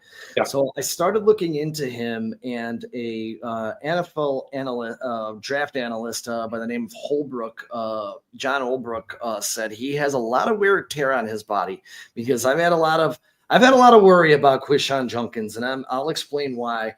As a running back, NFL teams will look at this. The hits taken, especially during his time in Ole Miss, where he amassed 270 carries in both of his years in Oxford. He did average in the national championship game 9.1 yards per carry, 121 total yards, and 3 touchdowns. That was on 13 touches. He is 21 years old, 6 foot, 220 pounds. His obviously, like I just said, his stock rose tremendously in that NFC Championship game, NFC Championship game, National Championship game. Not the reason why I wanted to put that out there was to show that the elite speed that he doesn't have. One of his biggest problems is a guy like myself who watches the Big Ten quite often. His biggest problem was he was caught from behind often. Yeah, Sean, his projected 40 time is a 4.5. 4.5. Yeah. So he's around a couple of these other guys, but these are the things that I worry about. You know, his stock rose. If you take and Dustin and I had a big argument about taking away explosive plays, but then you look at players like Saquon Barkley.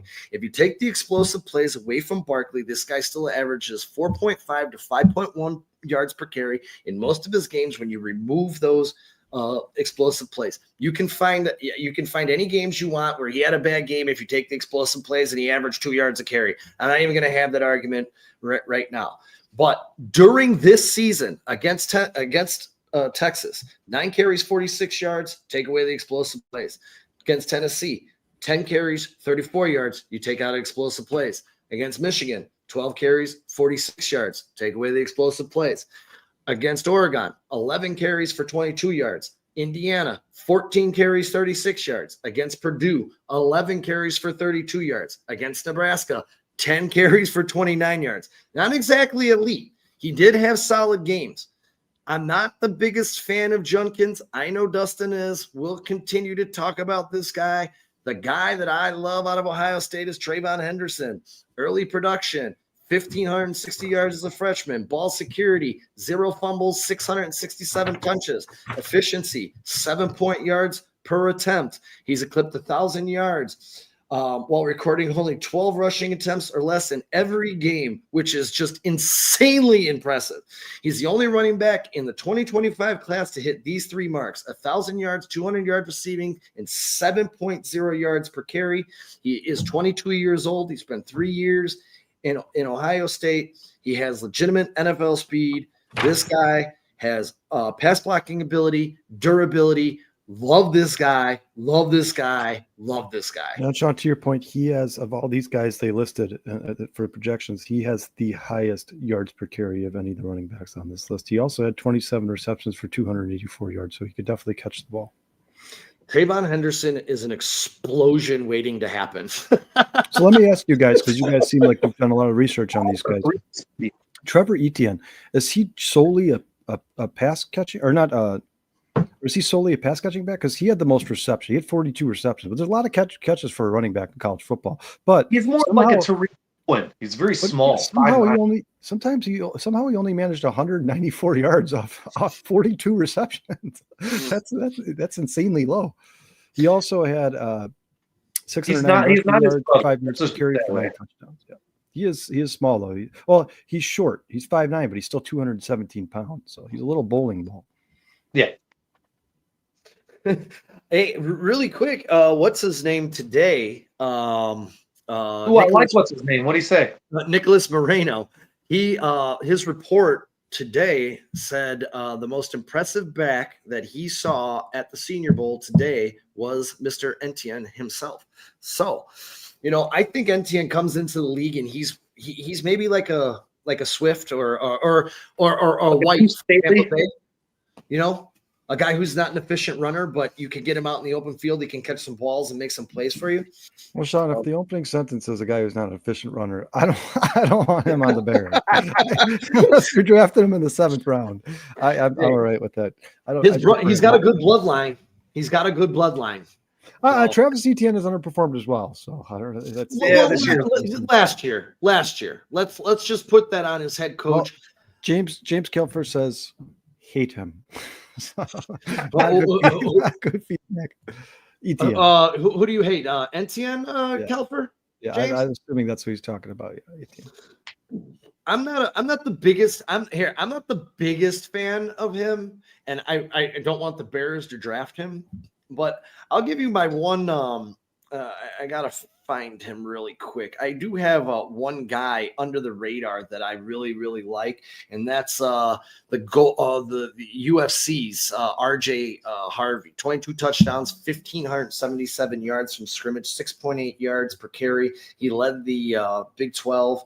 And another guy who's really young out of Texas is Jaden Blue. He had 1,098 yards from scrimmage, 14 touchdowns. He's kind of a running back wide receiver with explosive speed.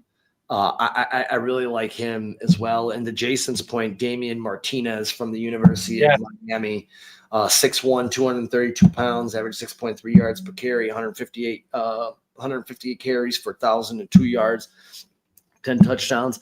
Guys, I just think like the Bears can wait and they can draft someone third, fourth round, and you're probably gonna get an explosive player, to add to this backfield. I mean, if you learned anything, we all know I love Bucky Irving, and that guy was a third-round pick. Sean, Damian Martinez is projected to have the slowest 40 time, about 4.53. He's a big physical back, and if you look, he had a really good game against Florida State and another really big game against Iowa State in the the Pop-Tart Bowl or whatever. Do you guys notice some similarities here? I mean, let's go down the list here.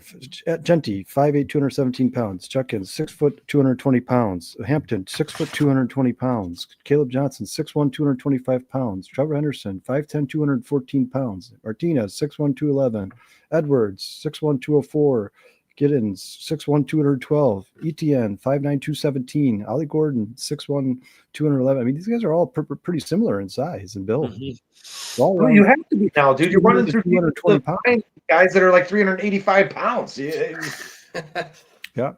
They're all and I will tell you, to Zach's point here about Jeremiah Love, I would love Jeremiah Love, but I don't think he's draft eligible yet.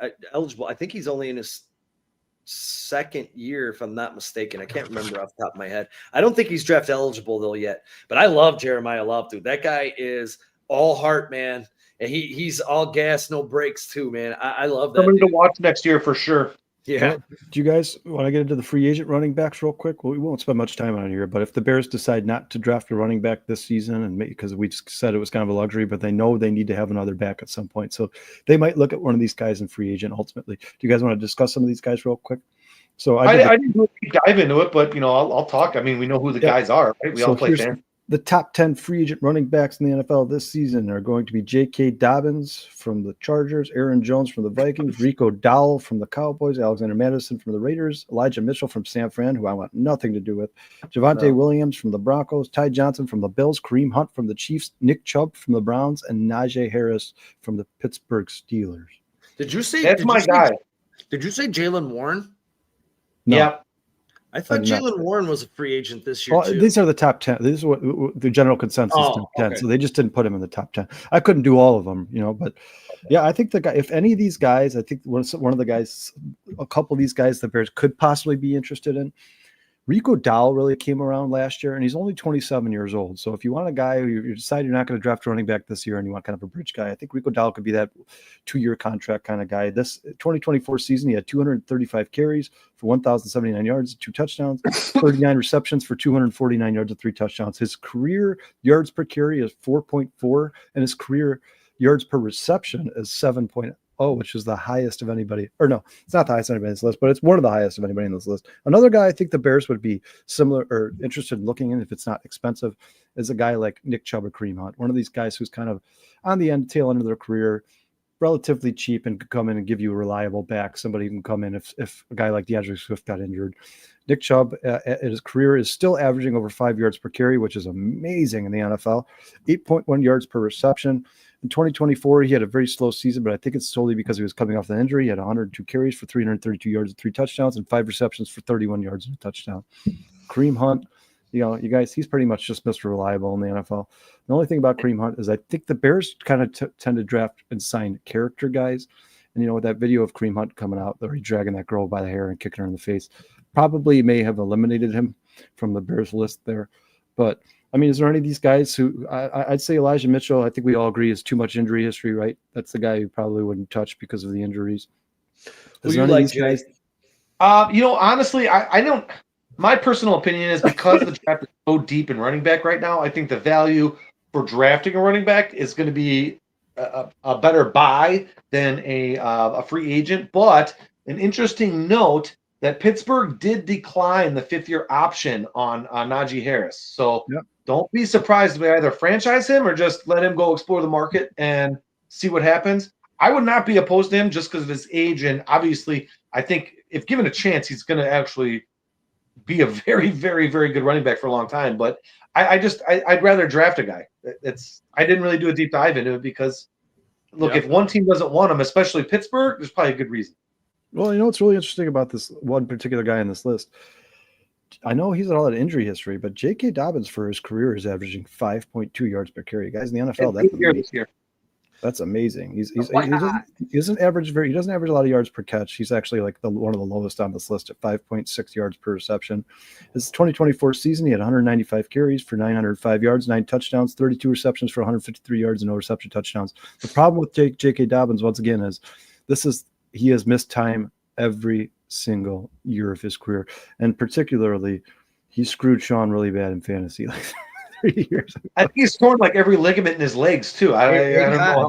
Hey Jay, you were at the draft. Remember when I drafted him with the 6th overall pick in the 2-keeper league, and 4 rounds later he blew his ace?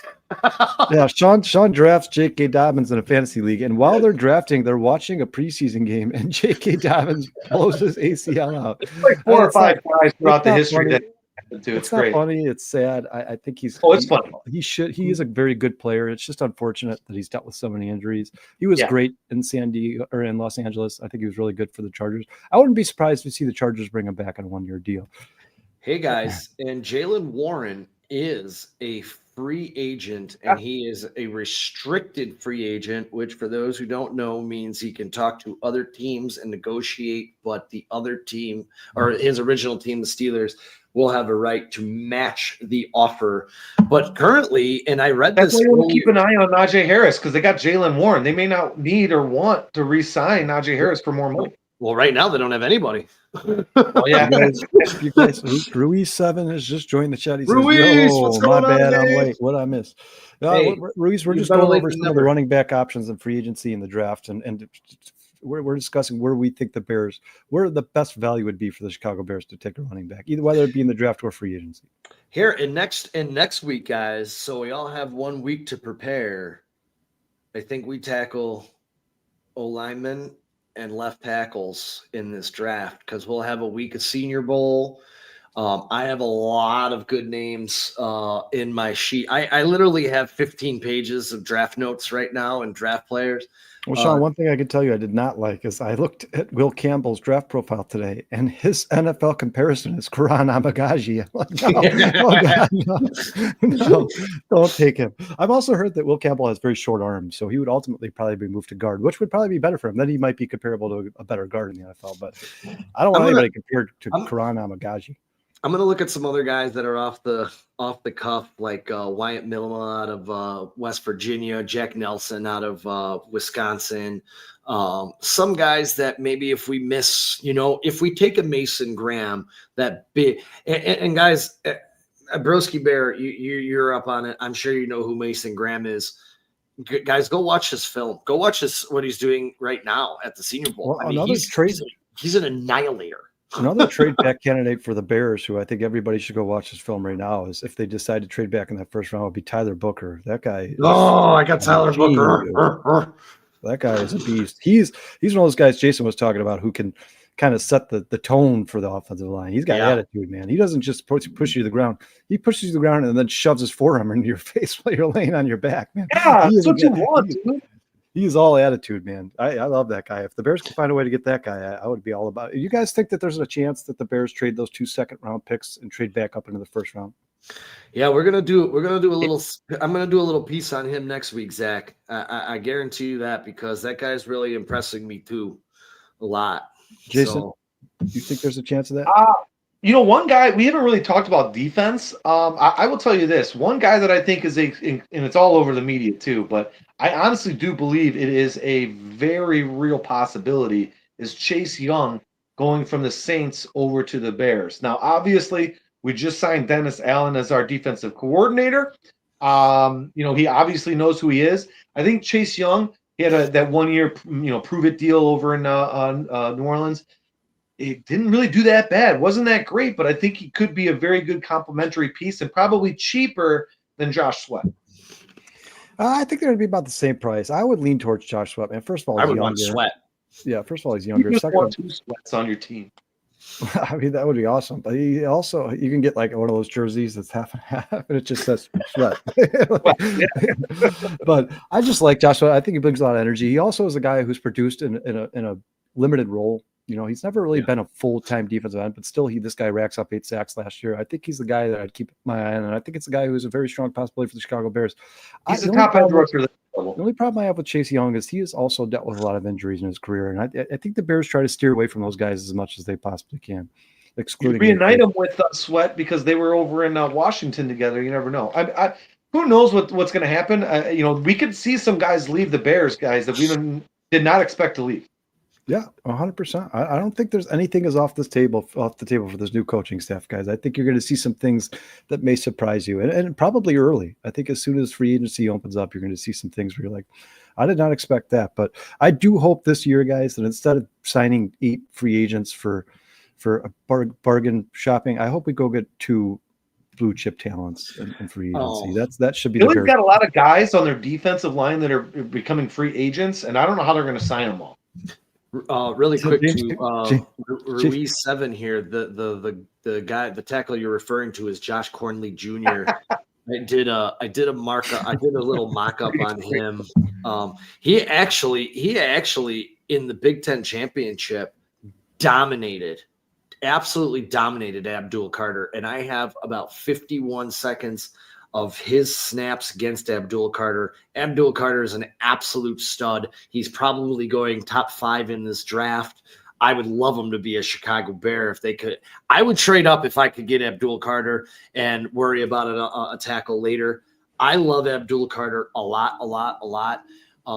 But 2 other linemen too from the Ohio State University, Josh Simmons and Donovan Jackson. And Sean, trading up into the top 5 would be expensive.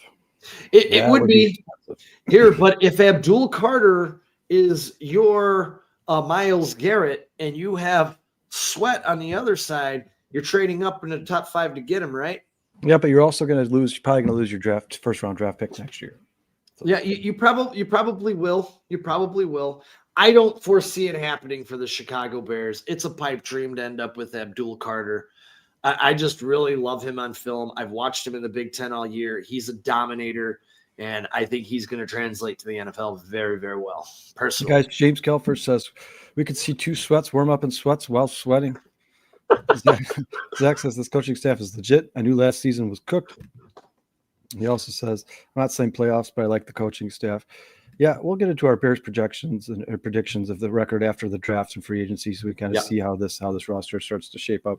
And then he also says Abdul Carter is the only guy I would draft to pick 10 over a tackle. Great minds think alike. So Sean, he's saying you have a great mind. Zach, we should get you some help, some therapy or something, man.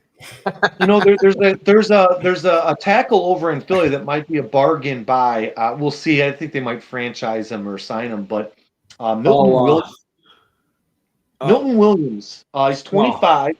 He's got a 90.4 pass rush as a rating as a defensive tackle, which is 2nd overall.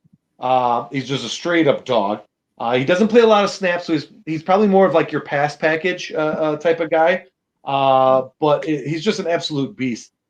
He causes trouble for like all offensive lines, and I guarantee you, offensive coordinators are game planning for that guy. Watch him again. Again, guys, there's so many players that are going to be free agents on both of these teams playing in the Super Bowl. Pay attention to everybody because this is the biggest game in their lives. And if they're not playing, they're not going to play for you. But if they come out and they play out like this guy, Milton Williams, I think will. I guarantee he has a sack on Sunday. Don't be surprised if the Bears try to make a move. Guaranteed sack from Jason. Silly, but I'd like to see him. Isn't Mekhi Becton a free agent at the end of this year as well? Yeah, he is. Yeah, and you guys later on we'll do shows. We'll address the defensive line position for sure. Yep. We'll break down the draft and free agents Yep. for the defensive ends and defensive tackles. We just wanted to get the running backs out of the way. I think that's going to be a very important position for the Chicago Bears this year, especially coming from a guy, Ben Johnson, who was just part of maybe the best running back duo in the history of football. And Jahmyr Gibbs and Dave Montgomery over there. I mean, they are the definition of thunder and lightning, Sonic and Knuckles, whatever you want to call them. I think, like I said, I don't think it would be smart for Ben Johnson to try to just take what he was doing in Detroit and move it here. But that's kind of the way the league's going, right, guys? Like almost every team is kind of have like that Sonic and Knuckles, thunder and lightning type guy. I'm not going to be surprised at all if the Bears address the running back position high in the draft or early in free agency. So we'll see that as the man. I'm looking down my draft board and all these people that I've looked, and it's like Buckeye. I mean, they are the national champions, but holy mackerel, dude. I love Emeka Egbuka out of there too, dude. I think Emeka Egbuka might be better than Jackson Smith and Jigba, man. I'm not even kidding. And Jackson Smith and Jigba is an absolute stud. Dude, wait for that other wide receiver for the Ohio State. Oh my God, Jeremiah! That guy is a beast. Did you hear? I can't remember who it was, but someone just tried to offer him a humongous NIL to leave Ohio State, and he said no. Like, I mean, why not? You're playing next year. So I still stay. There's a chance he's the best player in college football next year. Zach says Ben Johnson was creating plays never seen before. That's why I wanted him play calling. Broski Bear says Montgomery runs like he has a piano on his back. I want two all-around studs at running back, not a still running back like Montgomery. Montgomery is better than people give him credit for. I'll say that. And then Zach also says Ohio State wide receiver Tate. He came from Chicago, went to Marist High School. Yeah, the Bears are probably going to address that number three. The Bears are probably going to address that number 3 wide receiver position at some point this offseason as well. I just think that position is such a luxury that you're not going to see anything like any high draft picks, like a receiver taken at number 10 in the NFL. I don't think there's even a question that that's going to happen in any way. Look at it this way, Kyle. The number 3 in Detroit the last couple years before this year was Josh Reynolds. They got rid of Josh Reynolds. They signed Tim Patrick. I think that's something you'll be looking at for the Chicago Bears. I wouldn't, like I said, we've talked about this guy. I wouldn't be surprised at all if you see a guy like Hunter Renfrow, or if they can trade for a guy like John Mechie or somebody like that come over here and have an immediate impact. The number 3 receiver is not a guy who should be high on your priority list going into the offseason. The Bears need an offensive line, they need a defensive line, they need a running back. So I'll tell you this: the 3 positions they should be focusing. I'll tell you this. So you mentioned John Mechie from Houston. If they wanted to part ways with Xavier Hutchinson, I'd be okay with that too. That's just me. I've liked a lot of question marks in Houston there. I mean, Sean? He put up Matt Collins. Sean, is Tank Dell going to play next? He's not supposed to play next year, right? Or at least not until late into the season. Oh, right? You know what? I don't know, man. His kneecap was in his thigh. I don't know. Dude, you guys, I had this guy at the bar the other day. Because the guys, I work at River Street Tavern in East Dundee. I'm a bartender there.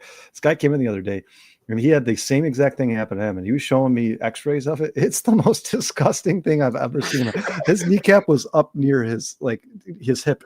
I'm like, that is absolutely horrendous. But he said the recovery was actually relatively quick. But from what I understand, Tank Dell also tore like his ACL, MCL. He tore everything. I mean, ACL, PCP, PCO, everything. John Mechie's probably going to be a guy they want to keep there because next year it should be, if they consider saying it, just assuming they re-sign Stephon Diggs. He's a free agent, right? Stephon Diggs? Yes. Yeah. So it'd be Nico Collins, Stephon Diggs, and John Mechie. So John Mechie's probably a guy they're going to try to make sure he stays there. Broski Bear says, well, Ben Johnson was OC. They traded Swift, signed Montgomery, and drafted Gibbs, 12 overall. Ben likes his running backs. He's drafting a running back in the second round. So Broski's, that sounds like a guarantee there that the Bears are going to draft a running back. He also said that he likes the Bears running backs.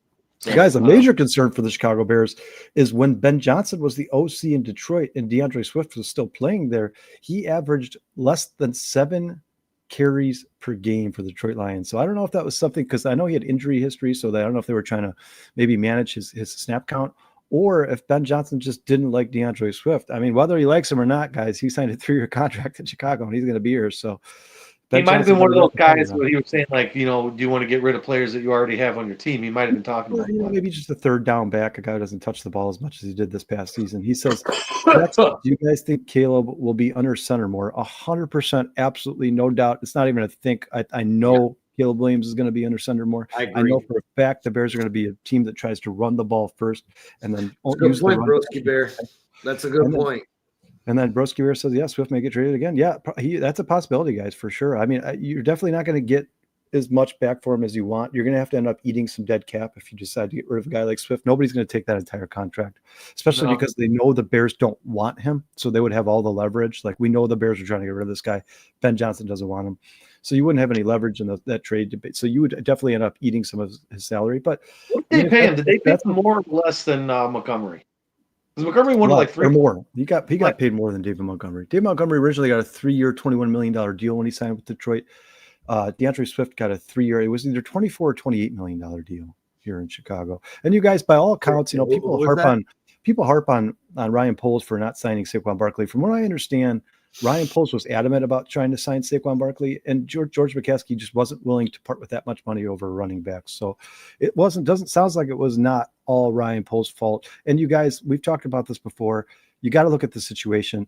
If Saquon Barkley came to Chicago, he would not look nearly as good as he does with the best offensive line in football in the Philadelphia Eagles there. Broski Bear says he think the Bears would get a 6th-round pick for a guy like DeAndre Swift. James Kelfer said, I've been thinking about what we could get in return for Swift. Zach says, keep Swift at this point. Just get him help in the room. I'm assuming he means another running back.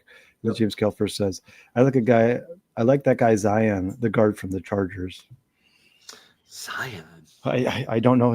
James, help us out here, man. I don't know him either. Unfortunately, we don't know all the names of every team in the NFL, so try to just narrow it down a little bit for us. Zion, who is that first name, last name? Zion Williamson. No, Zion Johnson, excuse me. I was going to say, he could probably play guard in the NFL. That's a big dude. He's actually Zion Johnson. Zion Johnson, yeah, that's what James says. His PFF is he had a 65.7 overall grade, 63.6 pass block, 64.8 run block.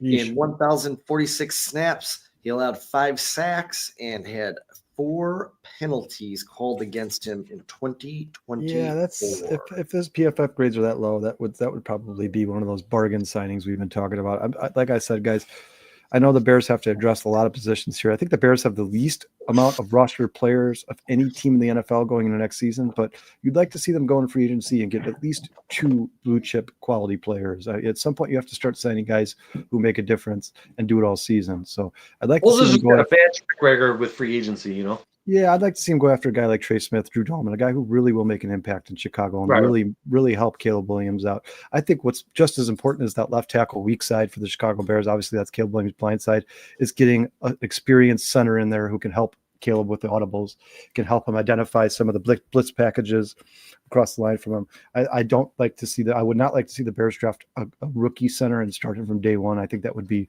really bad for the Chicago Bears and for the development of Caleb Williams. I'm fine with him drafting a center, but I've said this before. It would be a guy I would sit on the bench and kind of let him learn and grow a little bit while you get kind of that bridge player in there. Somebody better than Coleman Shelton, hopefully. No disrespect for Coleman Shelton, because I think he was actually quietly one of the best offensive linemen for the Chicago Bears this year. That's not saying much, I know. Not saying much. And honestly, you can easily do better than Coleman Shelton. Yeah, well, it says the guy sitting in front of the Olin Kreutz jersey. I do have one center that we'll talk about next week that I like in the 2nd round. Sean, who's that Kelly from the Colts? Is he a center? I think it's Ryan Kelly. Is he a center or a guard? I think so. I think he's a center. I'll check him out. I think he's also available in free agency, if I'm not mistaken. I think he is a free agent going this season. I'm telling you that center from North Carolina, he's a guy the Bears should seriously consider. He's going to be cheap, but he's got a better grade than Coleman Shelton does by far. He actually played some left tackle as well. He played left tackle and center with Brady Christensen. 6'6", 300 pounds. Definitely a big boy. He played nearly every position on the line during his career. So he's not a guy that's going to maybe be a permanent answer at center. But again, when you're dealing with all these injuries in your offensive line, you got to move a guy around. He's definitely a guy that could pick up the slack. So James, thanks a lot for joining us, man. not the answer. James says, all right, guys, good night. Hey, Appreciate James, joining thanks us, you, man. We'll see you next week when we do some linemen. We're going to check out here pretty shortly as well. James, we promise there is a Saturday Cubs show coming soon. We will break down all the off-season additions. We'll give you our projections, how we think, how we grade their off-season additions and the draft, obviously. And that show will be coming after the Super Bowl, but we'll get into Ryan Presley and all that stuff. Yeah. Hey, really quick too. It says here the Colts Ryan Kelly contract extension is not a priority for the team. He is a free agent, and they are projecting Kelly lands a 2-year deal worth $19 million with $8 million guaranteed. And that article was written on 1/28/25. Oh shit! Today or yesterday, 2 days ago. Yeah, and then Broski keeps saying that it's possible to start a rookie center. Yeah, it is. It's more of it's more of the exception to the rule. It's not the rule, Broski. And John Michael Schmitz ended up having late in the season ended up playing very well. He was not good when the season started. Their quarterbacks got hit way too often. The goal here is to make sure that the most important thing for the Chicago Bears is the development of Caleb Williams, guys. Caleb Williams is the most important thing on the Chicago Bears. The only way you're going to be winning franchise for a long time is to make him comfortable and get him up to NFL speed. So I'd like to see a veteran center in there just to help him out. Zach says Swift had 959 rushing yards, 386 receiving yards. I'm keeping him in the building, up the O-line unit. I agree. I don't think you're going to see DeAndre Swift go anywhere, guys. I think he's going to be here for the next 2 years. Broski says Juice Scruggs was the rookie center on the Texans. Yeah, like I said, you will. I mean, every position. We've seen defensive linemen come in and have great seasons. That's pretty rare for defensive linemen, but there are exceptions to the rule. James Kelfer says, take it easy, guys. Bear down. And Zach says, I would keep Shelton and draft a center at 72. So, yeah, there's something you could do. Keep Shelton as like a kind of a bridge guy. But, guys, there's deficiencies on every offensive line. Sometimes they're made to look better by the guys around them. Like Sean talks about the San Francisco left guard often. He was a rookie. He had a great season, but he's also playing next to Trent Williams. You got to look at some of the stuff. You got to take with a grain of salt. I would look good next to Trent Williams. Yeah, I mean, when you're playing next to the best left tackle of all football, it's going to help you look a little bit better. The Bears have so many deficiencies in the offensive line. You can't just start plugging rookies in there. There's nobody who's going to make anybody look better right now. Darnell Wright's the only guy I think all Bears fans are okay with keeping going into the long-term future. I think you could probably keep Braxton Jones one more year as a serviceable left tackle, but ultimately should be planning on upgrading there. And remember, guys, Braxton Jones is going to be due for a contract extension here pretty soon, so you're going to have to make that decision pretty shortly here. Hey, Shelton, what's that? No, go ahead. Zach says Shelton and Caleb had one season together. Chemistry matters. Develop a rookie behind Shelton. Yeah, I'm not opposed to that. I would like to see them upgrade the center position over Shelton. But if all these guys get franchise tagged, and at the end of the day that's your best option, yeah, I would 100%. Hey Kyle, I'll say this when it comes to that comment by Zach right there. Offensive line, they're as strong as your weakest link.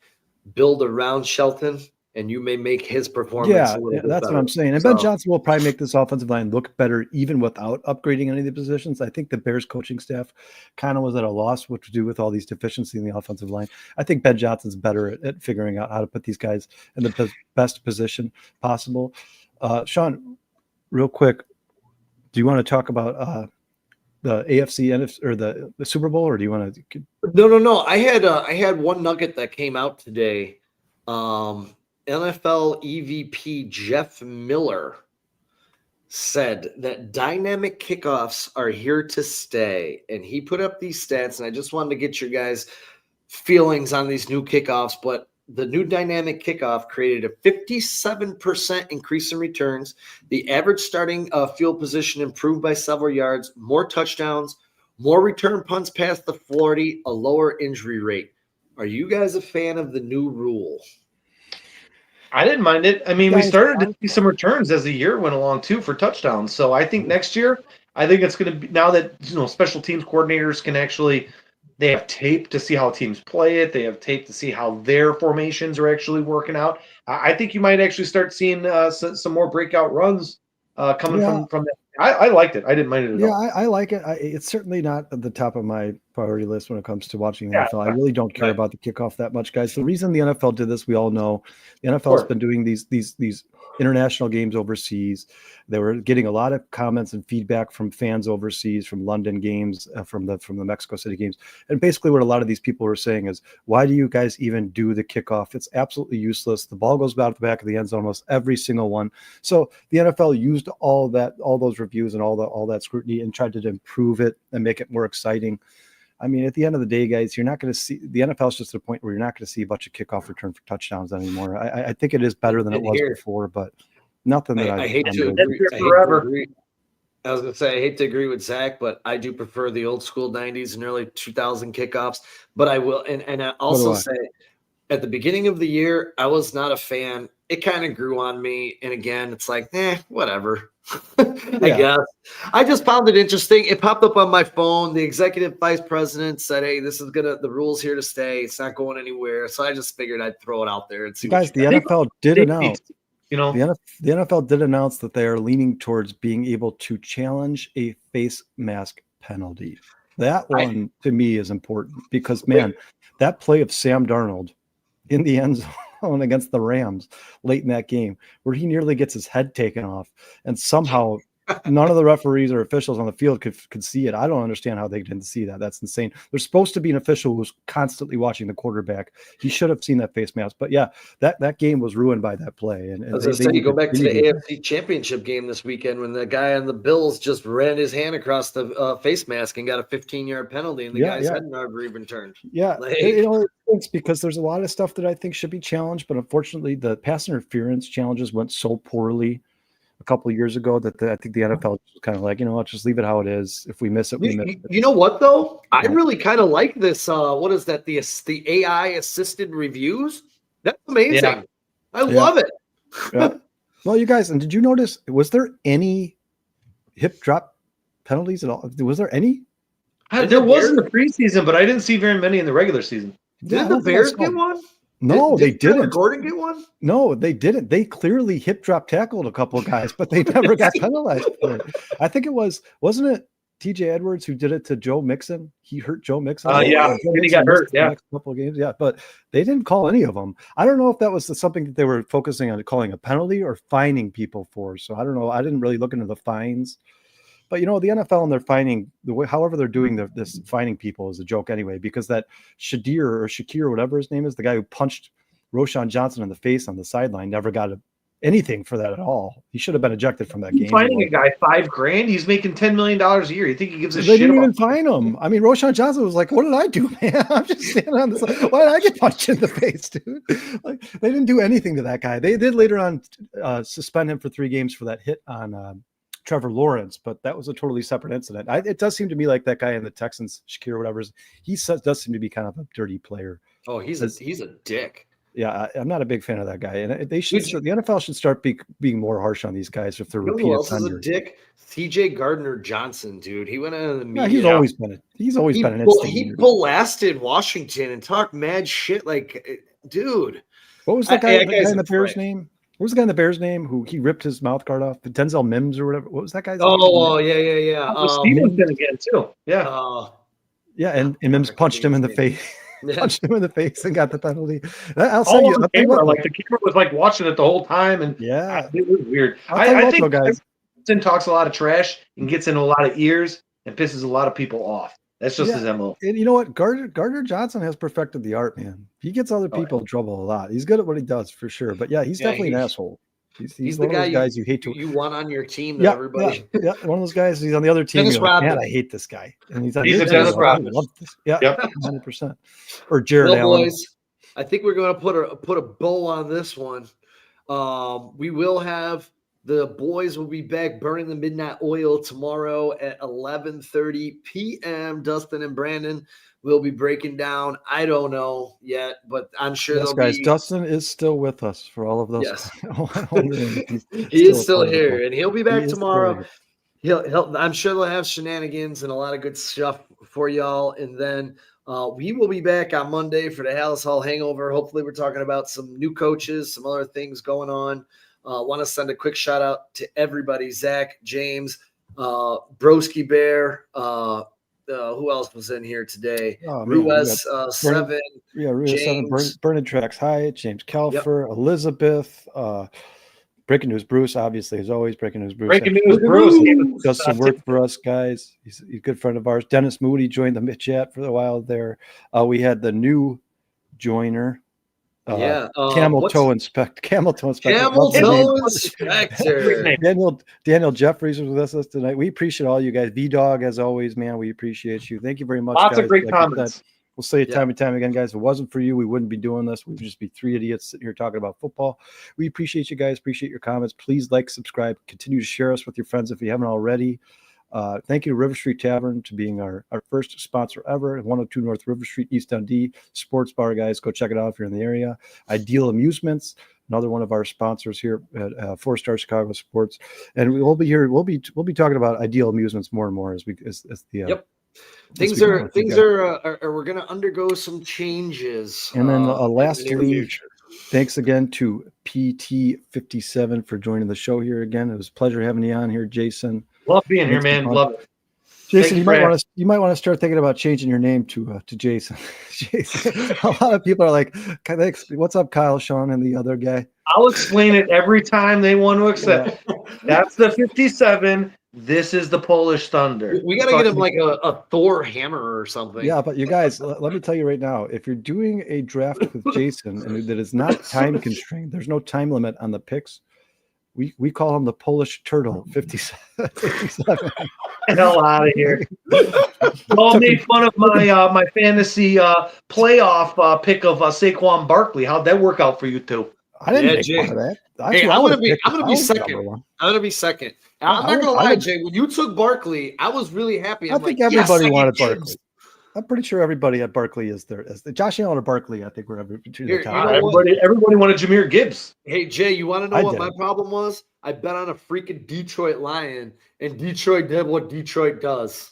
Yeah, and you know what my problem was? I bet on the entire Ravens roster, and they did what they do in the playoffs.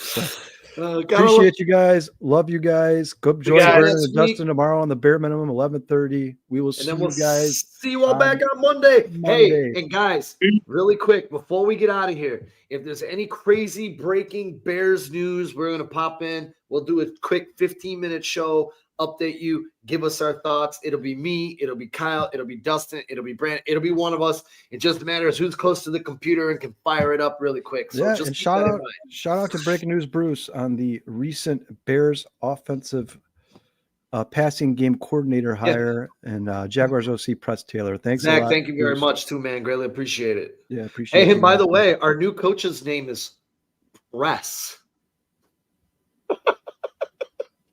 I'm gonna let that one go. Press. Until next week, boys and girls. Thank you so much. We love y'all. See ya and bear down. Sean, are you forgetting something?